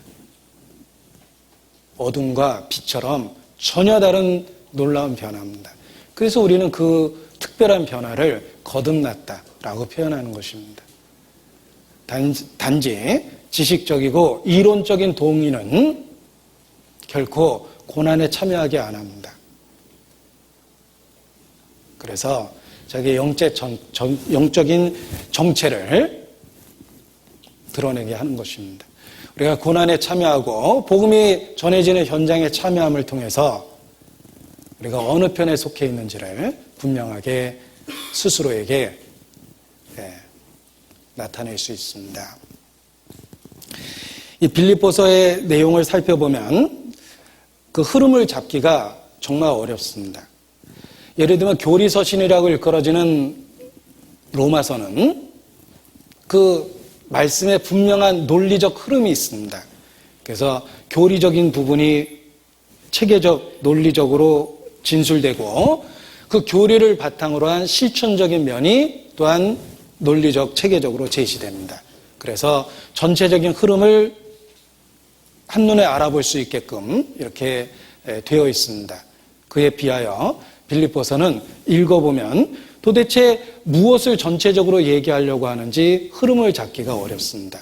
아마 빌립보서의 개요를 여러 가지를 읽어보셨을 겁니다. 한 번, 두 번, 세 번, 네 번 반복해서 읽었는데도 여전히 기억이 나지 않습니다. 그것은 전체적인 흐름을 잡기가 어렵다는 거예요. 왜 그렇게 흐름 잡기가 어려울까? 이유가 있습니다. 이 빌립보서가 기록된 배경 자체가 그래요. 빌립보서의 기록 배경은 바울이 빌립보 성도들에게 개인적인 감사를 표현하기 위해서 쓴 거죠. 그래서 자신의 삶 속에 있는 여러 가지 이야기를 생각이 나는 대로 쭉 기록을 한 거예요. 우리가 연애를 해보면 아침에 만나서 저녁에 헤어졌다고 해보죠. 하루 종일 대화하는데 논리적이고 흐름 있는 대화를 하십니까? 그래서 헤어질 때쯤 결론, 고로 이렇다. 그리고 헤어지는 연애 안 해보셔서 모르시는구나. 네. 그렇지 않죠. 우리가 연애해보면 하루 종일 이 얘기 저 얘기 합니다. 때로는 학교 얘기도 하고 성장기에 있었던 이야기도 하고 또 어떨 때는 영화 본 얘기도 할 테고 이 얘기 저 얘기 막 나누면서 그 사람의 중심을 알게 되고 그 사람의 삶을 들여다보게 되는 겁니다. 바울이 개인적인 서신을 쓰고 있기 때문에 서두도 그리스도의 종이라고 표현했지 사도라고 표현 안 한 겁니다. 그래서 그 감사를 표현하면서 신앙적인 여러 가지 생각나는 대로의 교훈을 쓴 거기 때문에 전체적인 흐름을 잡기가 어려운 것입니다. 그런데 굳이 내용을 분석해 보면 많이 사용되는 단어를 통해서 강조하고자 하고 있는 내용이 무엇인지 확인해 볼 수 있습니다. 많이 사용한 단어를 확인해 보면 기쁨이라는 단어입니다. 그래서 빌립보서를 기쁨의 책이다 이렇게 표현해 봅니다. 그래서 제가 이 빌립보서를 잊어버리지 않기 위해서 웃는 소리입니다. 하죠. 네, 웃음을 참는 소리인데 빌립보서를 항상 생각할 때는 빌립보서 이렇게 이야기합니다. 절대 안 잊어버릴 것 같죠? 아무튼 저는 안 잊어버립니다. 빌립보서입니다. 기쁨에 대한 책이거든요. 기쁨을 감추기가 어렵습니다. 이 빌립보서에는 기쁨이라는 단어가 많이 기록되어 있습니다. 그래서 주 안에서 기뻐하라. 기쁨의 이유가 있다. 기쁨의 근거가 있다라는 걸 일깨워 줍니다. 기쁨의 근원 되시는 예수를 위해 삽시다 라고 외치고 있습니다. 그래서 기쁨이라는 단어가 많이 나옵니다. 옛 시대에 성주가 성 안에 있으면 성에 깃발을 올렸답니다. 예전 군대에서도 예를 들면 참모총장이 안에 있으면 그 부대에 장이 있으면 깃발을 올리고 장이 외출하면 깃발을 내리는 그런 풍습이 있습니다. 지금도 그러는지 모르겠지만 성에 성주가 있으면 깃발을 올리고 성주가 없으면 깃발을 내립니다. 신랑과 함께 있는 사람은 기쁨의 깃발을 들고 있습니다. 슬퍼할 수가 없습니다. 바울의 마음에 감옥에 있지만 그리스도로 그 마음이 가득 차 있었습니다. 그래서 그 기쁨의 근원에 대한 이야기를 하고 있는 것입니다. 그래서 기쁨이라는 단어가 많이 눈에 띕니다. 그리고 또 많이 사용한 단어가 마음이라는 단어입니다. 각각 횟수를 확인해 보니까 12회씩 사용했는데 우리가 어떤 마음으로 살아야 될지를 이야기하고자 하는 것입니다. 빌립보서는 바울의 개인적 이야기가 가득합니다. 그의 마음을 엿볼 수 있습니다. 그리스도로 가득 찬 그의 마음을 엿볼 수 있고 그의 마음에 그리스도께서 기쁨의 근원이 됐다는 것을 엿볼 수 있는 것입니다. 그래서 그런지 빌립보서는 4장까지 있는 짧은 말씀이지만 예수 그리스도의 탁월하심과 으뜸되심을 표현하는 수식어가 되는 명사나 형용사가 약 70여에 등장하고 있다. 이렇게 이야기합니다. 이 빌립보서 안에 그리스도의 탁월하심과 으뜸되심을 묘사하는 명사나 형용사가 70회 이상 사용되고 있다. 한마디로 온통 그리스도로 가득 찬 책이다. 빌립보서는 4장밖에 안 되는 짧은 책임에도 불구하고 그리스도로 꽉 차 있다. 그것은 바울의 마음이 비록 감옥에 있지만 그리스도로 꽉 차 있기 때문에 어떤 표현을 쓰든지 그리스도의 탁월하심을 강조하고 있다라는 것입니다. 그래서 주제를 잡기 어려울 정도로 이 얘기 저 얘기 하고 있지만 끝까지 읽어보면 결국은 그리스도로 꽉 찬 바울의 마음을 알 수가 있습니다. 그것이 바울의 마음일 뿐만 아니라 모든 성도의 마음이 되어야 된다라는 것을 빌립보서는 가르쳐주고 있는 것입니다.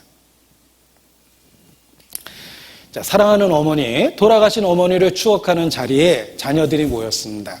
돌아가신 어머니에 대한 추억을 하나하나 이야기합니다. 큰아들이 이야기하고 막내아들이 이야기하고 큰딸이 얘기하고 막내딸이 이야기합니다. 그들이 각각 어머니에 대한 추억을 회상하면서 꺼낸 이야기는 다양합니다. 그러나 결과는 다 어머니에 대한 그리움을 이야기하고 있는 거죠. 빌립보서가 그렇습니다.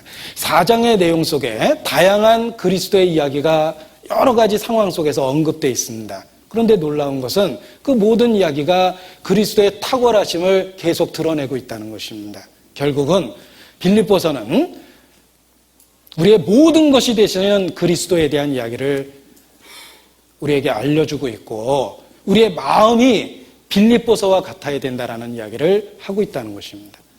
우리가 어떤 상황이든지 그리스도로 가득 차 있는 마음이 필요하다는 것입니다. 그래서 그 빌립보서의 내용을 개요잡는 여러 내용 중에 그 중에 제일 마음에 드는 것을 제가 재인용해 봤습니다. 보십시오.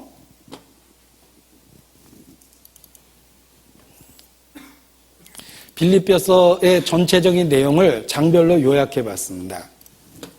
제가 사실 파워포인트를 거의 못 만집니다. 그래서 이걸 좀 쉽게 전달해 주려고 만들어 보려고 제가 노력을 했는데 정말 엉성하지만 아무튼 제가 만든 겁니다. 예. 제가 흐뭇했습니다. 이걸 내가 진짜 만들었나 이렇게. 제가 거의 그 프로그램을 만져보지 않았습니다. 그런 상태에서 만들었기 때문에 좀 허접합니다. 아무튼 빌립보서의 개요 1장 그리스도인의 생명이신 그리스도, 그리스도인의 생명이신 그리스도에 대한 이야기가 있습니다. 그리고 핵심적인 구절을 1장 21절, 이는 내게 사는 것이 그리스도니, 우리의 삶의 존재의 목적이기도 합니다. 내게 사는 것이 그리스도다. 그리스도의 생명을 통해 그 생명을 나타내면서 우리가 사는 것이다. 이렇게 말할 수 있습니다. 빌립보서 2장의 내용은 그리스도인의 모범이신 그리스도입니다. 그래서 너희 안에 이 마음을 품으라. 그리스도의 마음을 품고 그리스도를 모범으로 삼아서 살아가라라는 뜻입니다. 빌립보서 3장의 내용은 그리스도인의 목표이신 그리스도입니다. 우리의 삶의 표대가 되어야 되고 우리가 닮아야 될 목표가 되어야 된다는 뜻입니다.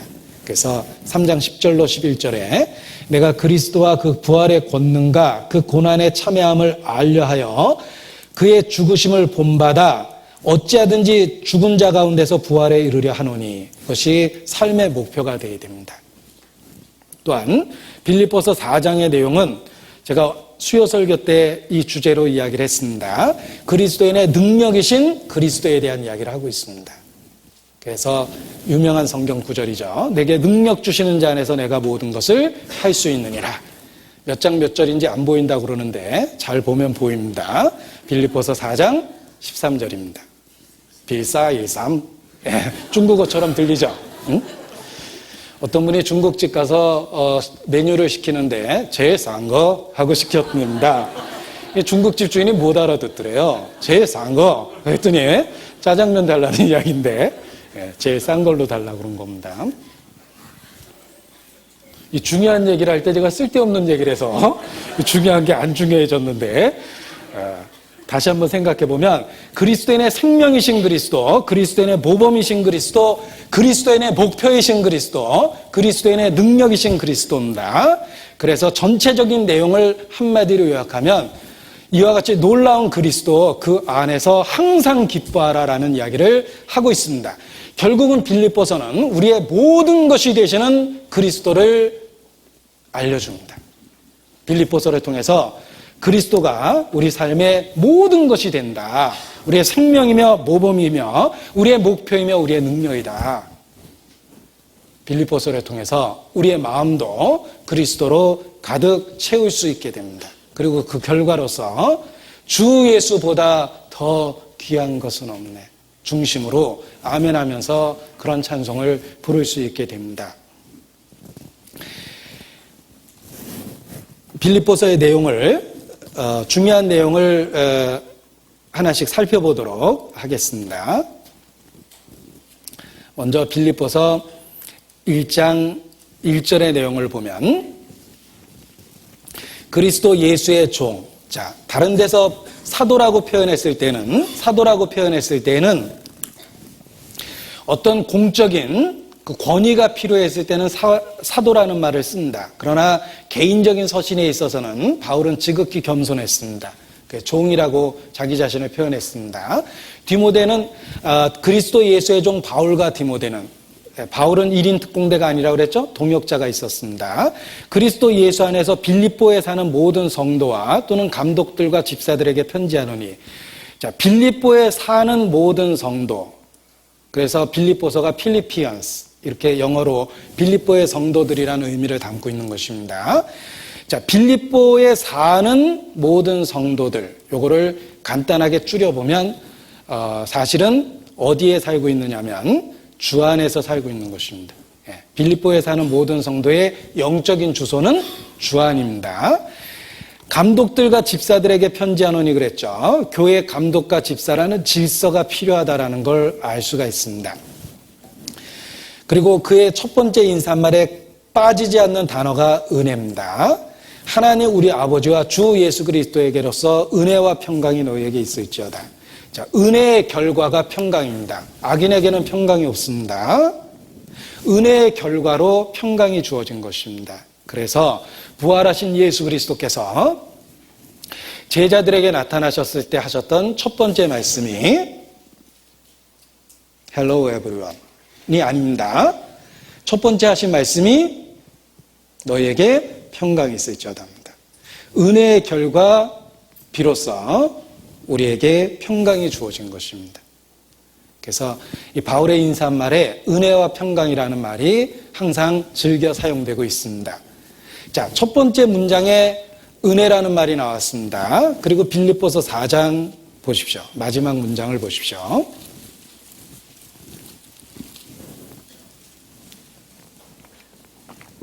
마지막 문장에 은혜가 너희에게 있을지어다 라고 되어 있습니다.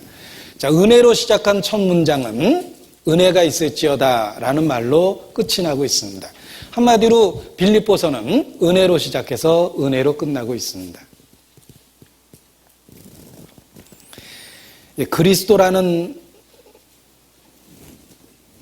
말을 생각했을 때 우리가 함께 떠올릴 수 있는 단어가 은혜입니다. 그리스도, 구세주입니다. 하나님의 은혜가 우리에게 구세주를 준 겁니다. 창조의 목적, 은혜를 주시는 것입니다. 그 핵심을 알려주기 위해서 성경 제일 마지막도 은혜라는 단어로 끝이 나고 있습니다.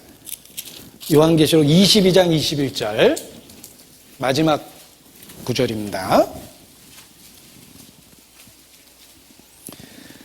주 예수의 은혜가 모든 자들에게 있을지어다. 아멘. 자, 빌립보서도 은혜라는 단어로 시작해서 은혜라로 단어로 끝이 납니다. 또 성경의 마지막 부분도 은혜라는 말로 끝을 내고 있습니다. 한마디로 하나님은 우리에게 은혜를 주십니다. 인도의 썬다싱은 독실한 크리스찬입니다. 서방의 기자가 썬다싱에게 질문을 했습니다. 당신 나라에 수없이 많은 종교와 신이 있는데 왜 굳이 서방의 기독교를 믿습니까? 썬다싱은 대답합니다. 기독교에만 있는 특별한 것이 있습니다. 그것이 무엇입니까? 그는 대답합니다. 은혜입니다. 그렇습니다. 은혜입니다. 우리가 구원의 확신을 누리는 것도 은혜요. 지금까지 신앙을 유지 보존하고 있는 것도 은혜입니다. 그리고 천성에 이르를 거라는 미래에 대한 확신도 은혜입니다. 우리의 불확실한 미래 앞에서 강하고 담대할 수 있는 이유도 은혜입니다. 기독교의 특징은 은혜입니다. 그 어떤 종교에서도 발견할 수 없는 것, 은혜입니다. 모든 종교에서 발견될 수 있는 것, 인과응보입니다. 그러나 성경에서만 볼 수 있는 것, 하나님만이 우리에게 주시는 것, 은혜입니다. 우리가 구원의 확신을 가진 이유도 은혜고 삶의 변화가 일어난 부분도 은혜입니다. 하나님은 거룩하십니다. 그러나 우리의 삶은 변화되지 않습니다. 하나님이 능력이 있으십니다. 그러나 우리의 삶에 변화를 주는 건 아닙니다. 하나님의 은혜가 우리 삶에 영향을 주었고 돌 같은 마음을 부셔버린 것이고 하나님의 은혜가 우리의 삶에 구원의 확신뿐만 아니라 여러 가지 변화를 일으키게 된 겁니다. 그래서 우리가 성경 전체를 통해서 발견한 가장 놀라운 진리는 그리스도이며 그 그리스도와 관련된 하나의 단어를 고른다면 은혜입니다. 우리에게 놀라운 은혜를 주신 것이다. 바울은 그 그리스도에 대한 마음으로 가득 차 있었기 때문에 시작도 은혜요, 끝도 은혜로 표현을 할 수밖에 없었다. 이렇게 말할 수 있습니다. 빌립보서 1장 4절 보면 3절부터 보면 내가 너희를 생각할 때마다 나의 하나님께 감사하며 간구할 때마다 너희 무리를 위하여 기쁨으로 항상 간구함은 첫날부터 이제까지 복음에서 너희가 교제함을 인함이라.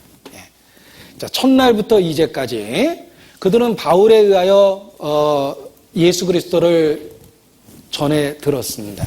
그리고 10여 년이 지난 지금까지도 바울의 사역에 동참하고 그리고 바울이 전해주었던 그 복음 안에서 생활하고 있습니다. 그것에 대해서 하나님께 감사하고 있습니다. 첫날부터 이제까지 복음에서 너희가 교제함을 인함이라. 자, 생명의 여부는 지속성을 통해서 확인할 수 있습니다. 신앙의 진실성의 여부는 지속성입니다. 그래서 씨 뿌리는 비유도 말씀을 듣고 지키어 인내로 결실하는 자다. 지키어. 지속성은 신앙의 진실성이요, 생명이 있느냐 없느냐의 여부를 결정하는 겁니다. 우리가 구원받았다는 증거는 단순한 교리문답이 아닙니다. 그것이 전부라고 생각하는 사람이 있기 때문에 때로 너무너무 슬퍼집니다. 교리적 문답이 아닙니다. 신앙은, 참된 신앙은 변화를 일으키고 지속성을 줍니다. 내가 처음에 정말 구원을 받았기 때문에 지금도 믿고 있는 거예요.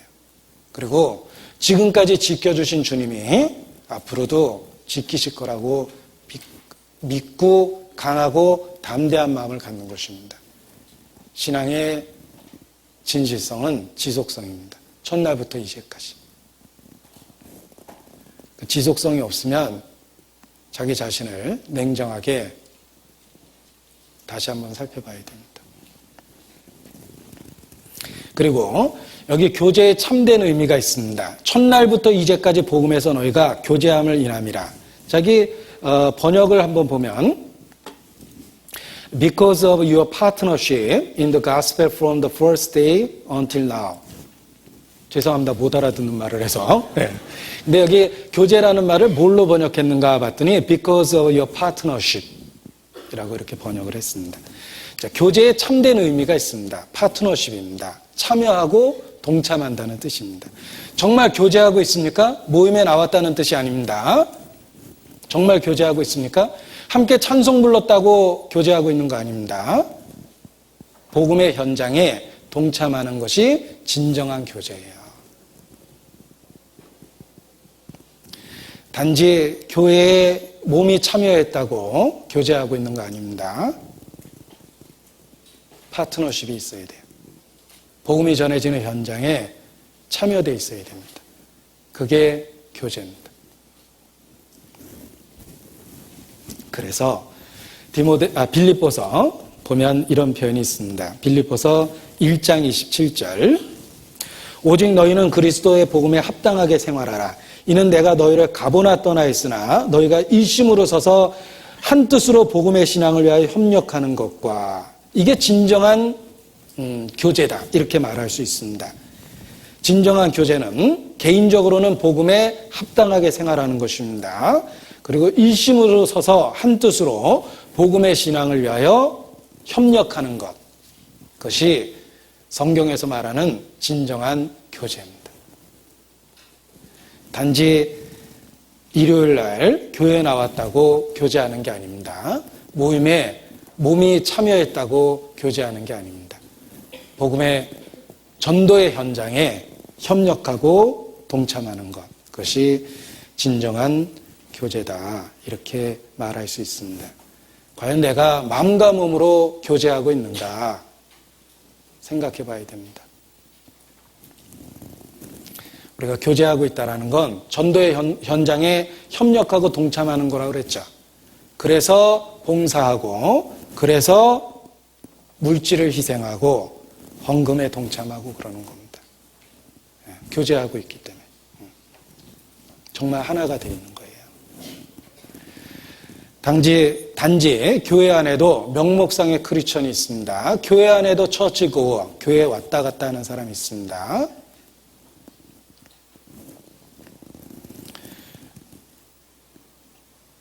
자기를 속이는 겁니다. 진정한 교제는 복음에 동참하고 협력하는 것, 마음과 몸으로 희생으로 함께하는 것, 그것이 성경적 교제다. 이렇게 말씀드릴 수 있습니다. 빌립보서는 개인적으로 고마움을 표현하기 위해서 쓴 편지임에도 불구하고 교회 내 여러 가지 문제를 다루고 있습니다. 예를 들면 일꾼들 사이의 갈등, 유오디아와 순두개를 권하노니 주 안에서 같은 마음을 품으라. 그 교회 안에 일꾼들 사이에 갈등이 있다는 것도 언급을 했고 또 유대 율법주의자들이나 대적자들이 있다는 언급도 있습니다.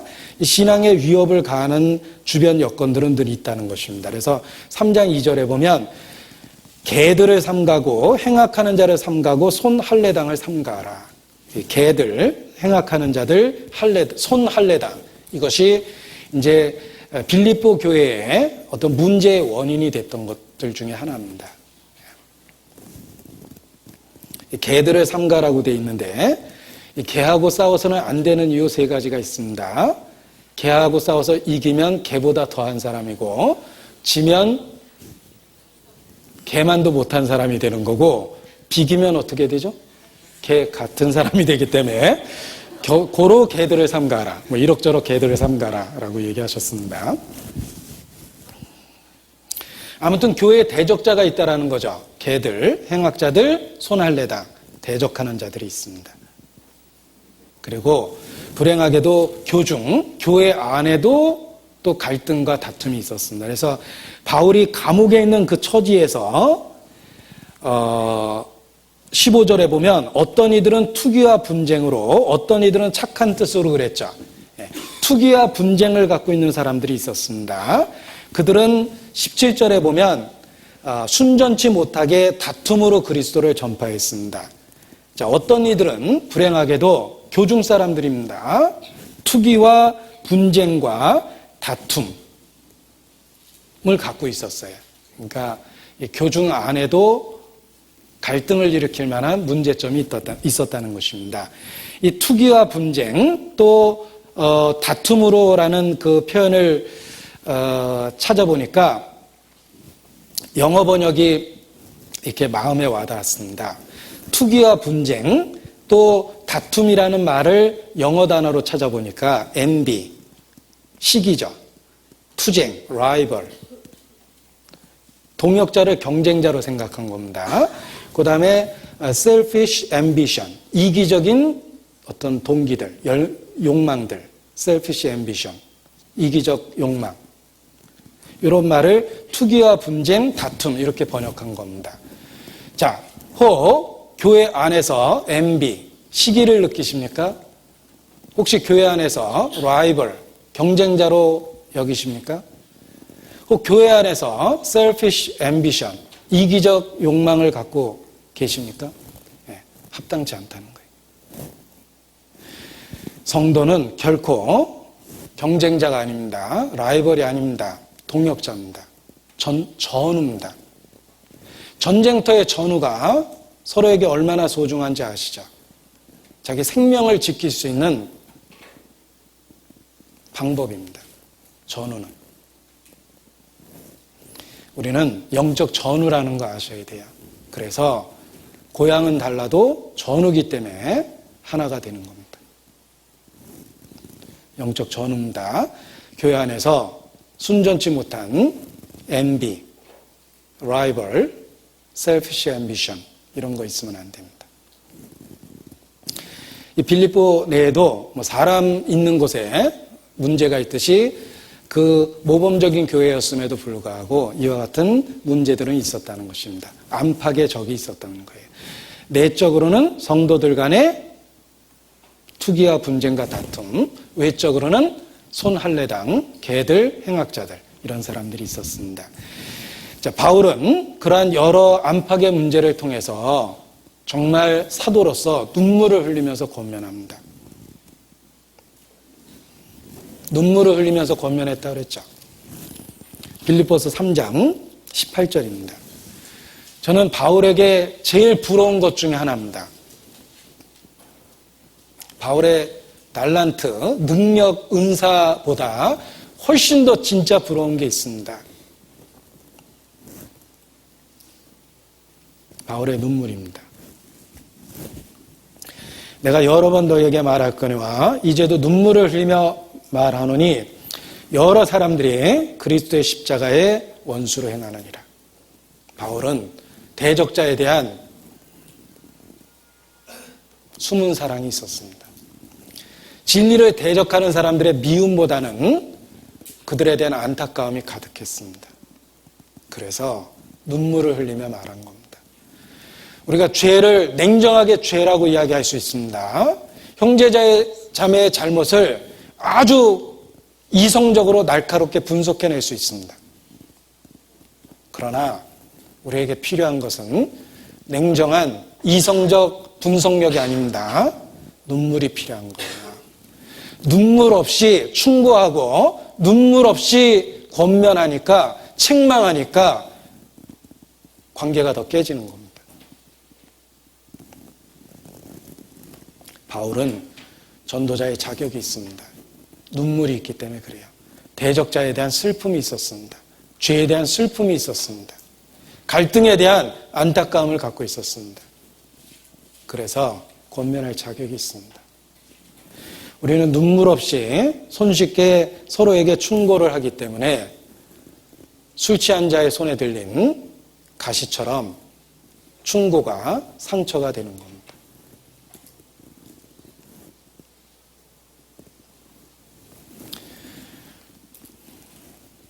기도, 제 기도 제목 중에 하나입니다. 하나님, 제게 Passion of Christ, 그리스도의 열정, 내 마음에 주십시오.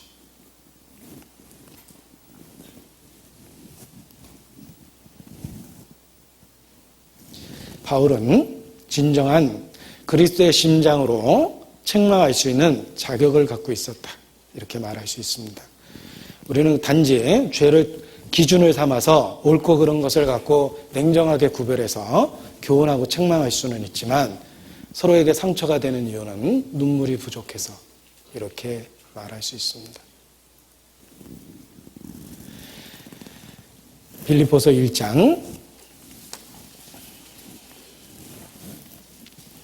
9절입니다. 빌립보서 1장 9절.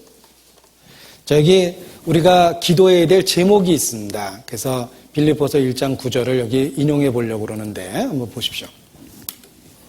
내가 기도하노라. 자, 우리가 기도해야 될 제목이 잔뜩 들어있습니다. 너의 사랑을 점점 더 풍성하게 하사. 어떻게? 지식과 모든 총명으로. 자, 이것이 첫 번째 기도 제목입니다. 너희 사랑을 지식과 모든 총명으로 점점 더 풍성하게 하사 너희로 지극히 선한 것을 분별하며. 두 번째 기도 제목이며, 세 번째 진실하여 허물 없이 그리스도의 날까지 이르고. 세 번째입니다. 네 번째 예수 그리스도로 말미암아 의의 열매가 가득하여 하나님의 영광과 찬송이 되게 하시기를 구하노라. 자, 바울은 기도합니다. 너희의 사랑이 점점 더 풍성해지고 너희가 선한 것을 분별하고 또 진실하여 허물 없이 그리스도의 날까지 이르고 예수 그리스도로 말미암아 의의 열매가 가득하기를 내가 기도하노라. 자, 이것이 우리 자신의 기도 제목이 되어야 될 뿐만 아니라 꼭 누군가를 위해 중보의 기도를 한다면 우리도 이렇게 기도 제목을 갖고 기도해야 됩니다. 내가 기도하노라. 우리에게 좋은 기도의 제목을 알려주고 있습니다. 이 바울이 어떤 마음으로 살아가는지 분명하게 알 수 있는 신앙의 고백이 21절입니다. 같이 읽죠. 이는 내게 사는 것이 그리스도니 죽는 것도 유익함이라. 이것이 바울이 살아가는 마음의 자세입니다. 삶의 태도입니다. 내게 사는 것이 그리스도다. 자신의 존재의 이유를 분명하게 알고 있습니다. 우리 모두가 가져야 될 그러한 마음입니다. 내게 사는 것이 그리스도다. 성경은 분명하게 말합니다. 로마서 14장입니다. 로마서 14장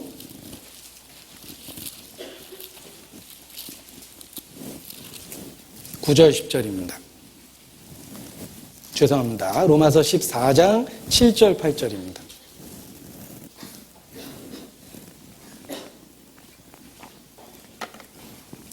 로마서 14장 7절 8절 제가 불러드리겠습니다. 뭐라고 그랬죠? 제가 지금? 불러드리겠습니다. 우리 중에 누구든지 자기를 위해 사는 자 없고 자기를 위하여 죽는 자도 없도다.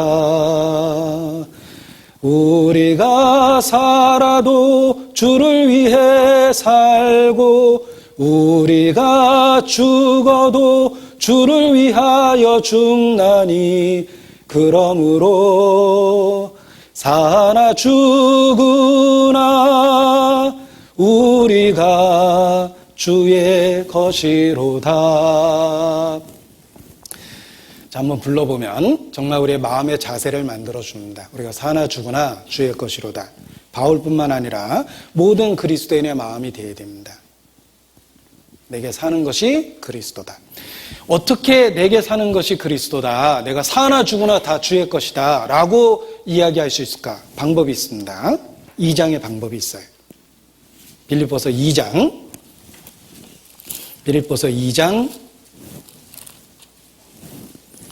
5절입니다. 같이 읽죠. 너희 안에 이 마음을 품으라. 곧 그리스도 예수의 마음이니. 자, 이것이 내게 사는 것이 그리스도니 하고 살 수 있는 비결입니다. 그리스도의 마음을 품고 사는 겁니다. 너희 안에 이 마음을 품으라. 곧 그리스도 예수의 마음이니. 어떻게 그리스도 예수의 마음을 품을 수 있을까? 방법이 있습니다. 내 마음을 주께 드리면 됩니다. 내 마음을 주님께 드리면 주님이 자신의 마음으로 나를 채우십니다. 내 마음 주께 드린 후에 더욱 섬길수록 더 귀한 주님. 내 마음 주께 드린 후에라고 되어 있죠. 내 마음을 주께 드리면 주님이 자신의 마음으로 우리의 빈 마음을 채우십니다. 그것이 그리스도 예수의 마음을 품을 수 있는 방법입니다. 당신께 드릴 것은 사모하는 이 마음뿐. 이 생명도 달라시면 십자가에 놓겠으니. 당신께 드릴 것은 사모하는 이 마음뿐. 우리의 보잘것없는 마음이지만 주님께 드리면 주님은 자신의 마음을 주십니다. 그래서 너희 안에 이 마음을 품으라. 그 그리스도 예수의 마음이라. 이렇게 마음을 바꿔주십니다. 그리스도의 마음을 품으면 그리스도처럼 세상을 봅니다. 현세보단 내세를 봅니다. 물질보단 영혼을 봅니다. 자기 자신의 유익보단 다른 사람의 유익을 봅니다. 그것이 그리스도의 마음이에요. 그리고 그리스도의 마음을 품는다, 내 마음을 주께 드리면 주님이 자신의 마음으로 채운다고 표현했는데 실천할 수 있는 가장 쉬운 방법이 있습니다. 칠판 앞으로 가겠습니다. 실천할 수 있는 가장 쉬운 방법이 있습니다. 지루하실까봐 그냥 배경을 바꿔봤습니다. 다른 특별한 이유가 있는 건 아닙니다.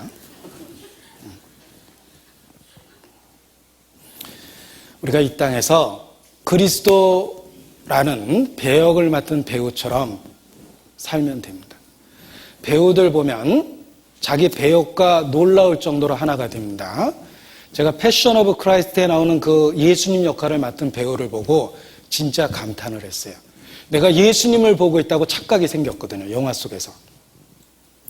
그분이 활짝 웃는 장면을 보고 정말 사람이 저렇게 선하게 웃을 수 있을까 할 정도로 그렇게 예수님 역할을 맡은 배우가 활짝 웃는 장면을 봤습니다. 배우는 배우다라는 생각을 했어요. 그렇게 예수님 역할을 맡았는데 보는 사람으로 하여금 착각이 일어날 만큼 그렇게 놀라울 정도로 연기를 잘했어요. 배우도 예수님 역할을 속일 정도로 잘하는데 내가 이 땅에서 예수 그리스도의 역할을 맡았다. 내 말투로 예수님을 증거하고 내 행동으로 예수님을 증거하면 그것이 반복되면서 그리스도의 마음을 나타내며 살게 되는 것입니다. 우리는 그리스도라는 배역을 맡고 이 땅에 살아가고 있습니다. 내 본성은 죄성이 있습니다. 나는 여전히 남다. 그러나 내가 그리스도라는 배역을 맡았기 때문에 말과 행동의 변화를 보일 수밖에 없다는 거예요. 우리는 세상이라는 무대에 서 있고 천만, 천군, 천사들 앞에 앞서간 그리스도인들 앞에 하나님 앞에 서 있습니다. 그리스도로 연기하면 됩니다. 그것이 그리스도의 마음을 품고 살아갈 수 있는 실천적, 구체적 방법이다. 이렇게 말할 수 있습니다. 표어를 하나 만들어 봤습니다. be, 되라, Jesus. 예수님이 되라라는 뜻이죠. to, 누구에게? a child. 작은 한 아이에게 언제? today. 이것이 그리스도인의 삶입니다. 미루면 안 됩니다. today. 오늘 지극히 작은 한 아이에게 예수님처럼 되는 겁니다. 내가 그리스도라는 역할을 갖고 이 땅에 살고 있다. 그리스도의 마음을 품었다. 사나 죽으나 내 삶 속에, 내 언행 속에 그리스도가 증거되기를 바란다. 이런 마음으로 사셔야 됩니다. 그리스도의 마음을 품고 사는 것이 크리스천이다. 이렇게 말씀드릴 수 있습니다. 그러할 때 우리 삶 속에서 그리스도가 열매처럼 표현됩니다. 우리의 신앙의 목표는 예수 그리스도입니다. 우리가 그리스도의 마음을 품고 그리스도의 모범을 쫓아 그리스도를 목표 삼아 그리스도가 베풀어 주시는 능력으로 그리스도로 사는 겁니다. 그래서 우리의 삶 속에 그리스도로 가득하면 우리가 어떤 말과 표현을 쓰든 그리스도의 완전하심이 드러나고 그리스도가 증거되게 되어 있습니다. 결론을 말씀드리고 싶습니다. 어떻게 표현해야 될지 모르겠지만 가장 중요한 결론이라고 생각합니다. 우리는 빌립보서를 통해서 바울이 체험적으로 발견한 그리스도에 대한 다양한 진리를 여러 관점에서 볼 수 있습니다. 바울은 여러 가지를 말하고 있지만 그 여러 가지 표현 속에서 끊임없이 강조되고 있는 것은 그리스도, 그가 얼마나 완전하고 놀라우신가를 표현하고 있는 것입니다. 우리도 그렇게 될 수 있습니다. 어떻게? 방법을 주셨습니다. 우리에게 여러 가지 종교적 규율을 주신 게 아닙니다. 여러 가지 규칙으로 우리를 얽매이신 것도 아닙니다. 우리를 수도원으로 이끄셔서 격리 생활을 하게 만드시는 것도 아닙니다. 우리에게 복잡한 경전을 외우라고 그러시는 것도 아닙니다. 성경은 우리의 삶의 변화를 위해서 단 한 가지를 제시하고 있습니다. 나라는 존재가 구세주, 예수 그리스도, 그와 연합할 때 주님은 우리 삶의 변화를 만드신다는 뜻입니다.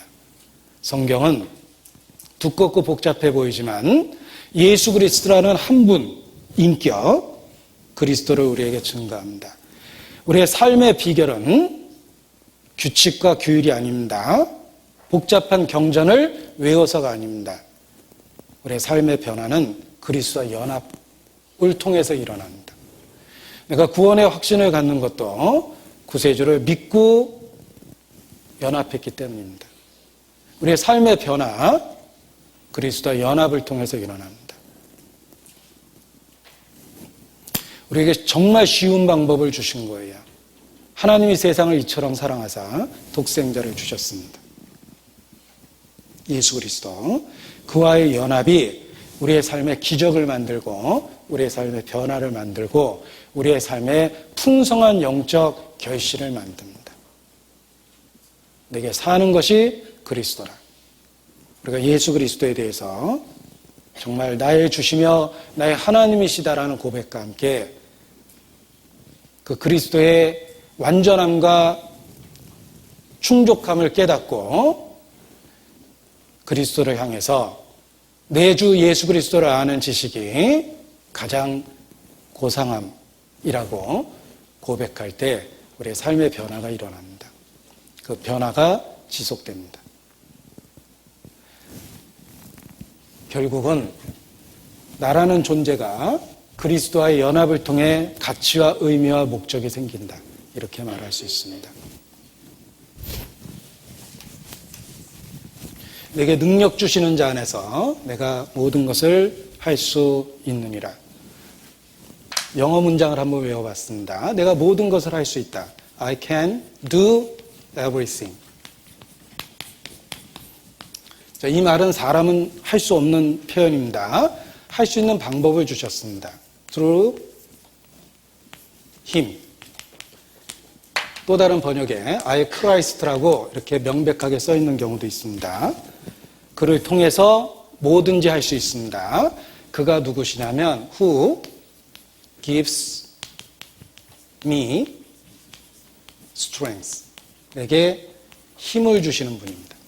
내게 능력 주시는 자 안에서 내가 모든 것을 할 수 있다. 그리스도가 우리의 삶에 모든 것을 할 수 있는 변화의 근원이요 능력의 근원입니다. 그리스도와 분리되면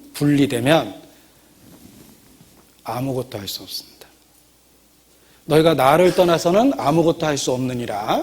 요한복음 15장 말씀인데 그것도 영어로 외워봤습니다. 너희가 나를 떠나서는 아무것도 할 수 없느니라. You can do nothing. 나를 떠나서는 apart from me.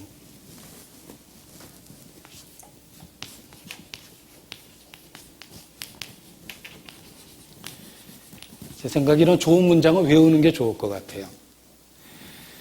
내게 능력 주시는 자 안에서 내가 모든 것을 할 수 있다. 너희가 나를 떠나서는 아무것도 할 수 없느니라. 저는 이 영어 문장을 이렇게 한번 바꿔봤습니다. You can do nothing인데 you are nothing 이렇게 표현해도 틀린 게 아닌 것 같아요. 그리스도와 분리되면 우리는 아무것도 아닙니다. 원래 존재조차도 없었죠. 우리의 시작은 존재조차도 없었어요. 존재조차도 없었던 나를 창조주가 만드셨고 구세주가 가치를 주신 거예요. 그리스도와의 분리는 영적 자살입니다. 그리고 그리스도와 하나됨은 삶의 변화의 근거가 되고 우리 삶의 가치를 만들어주는 거예요. 그래서 빌립보서를 통해서 나의 모든 것 되신 그리스도 그렇게 더욱 고백할 수밖에 없습니다. 빌립보서가 우리에게 주어진 목적이기도 합니다. 기도하시겠습니다.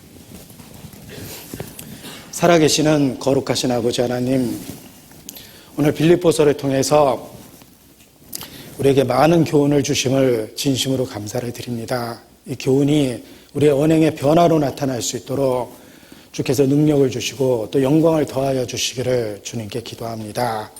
주님 안에서 예비된 10월 11일 대전도 집회 주께서 친히 주관하시며 많은 영혼 인도하여 주시옵소서. 또 일에 우리 모두 참여될 수 있도록 마음을 넓혀 주시기를 주님께 기도합니다. 언제나 우리를 사랑하시는 고마우신 우리 구주 예수님 이름으로 기도합니다. 아멘.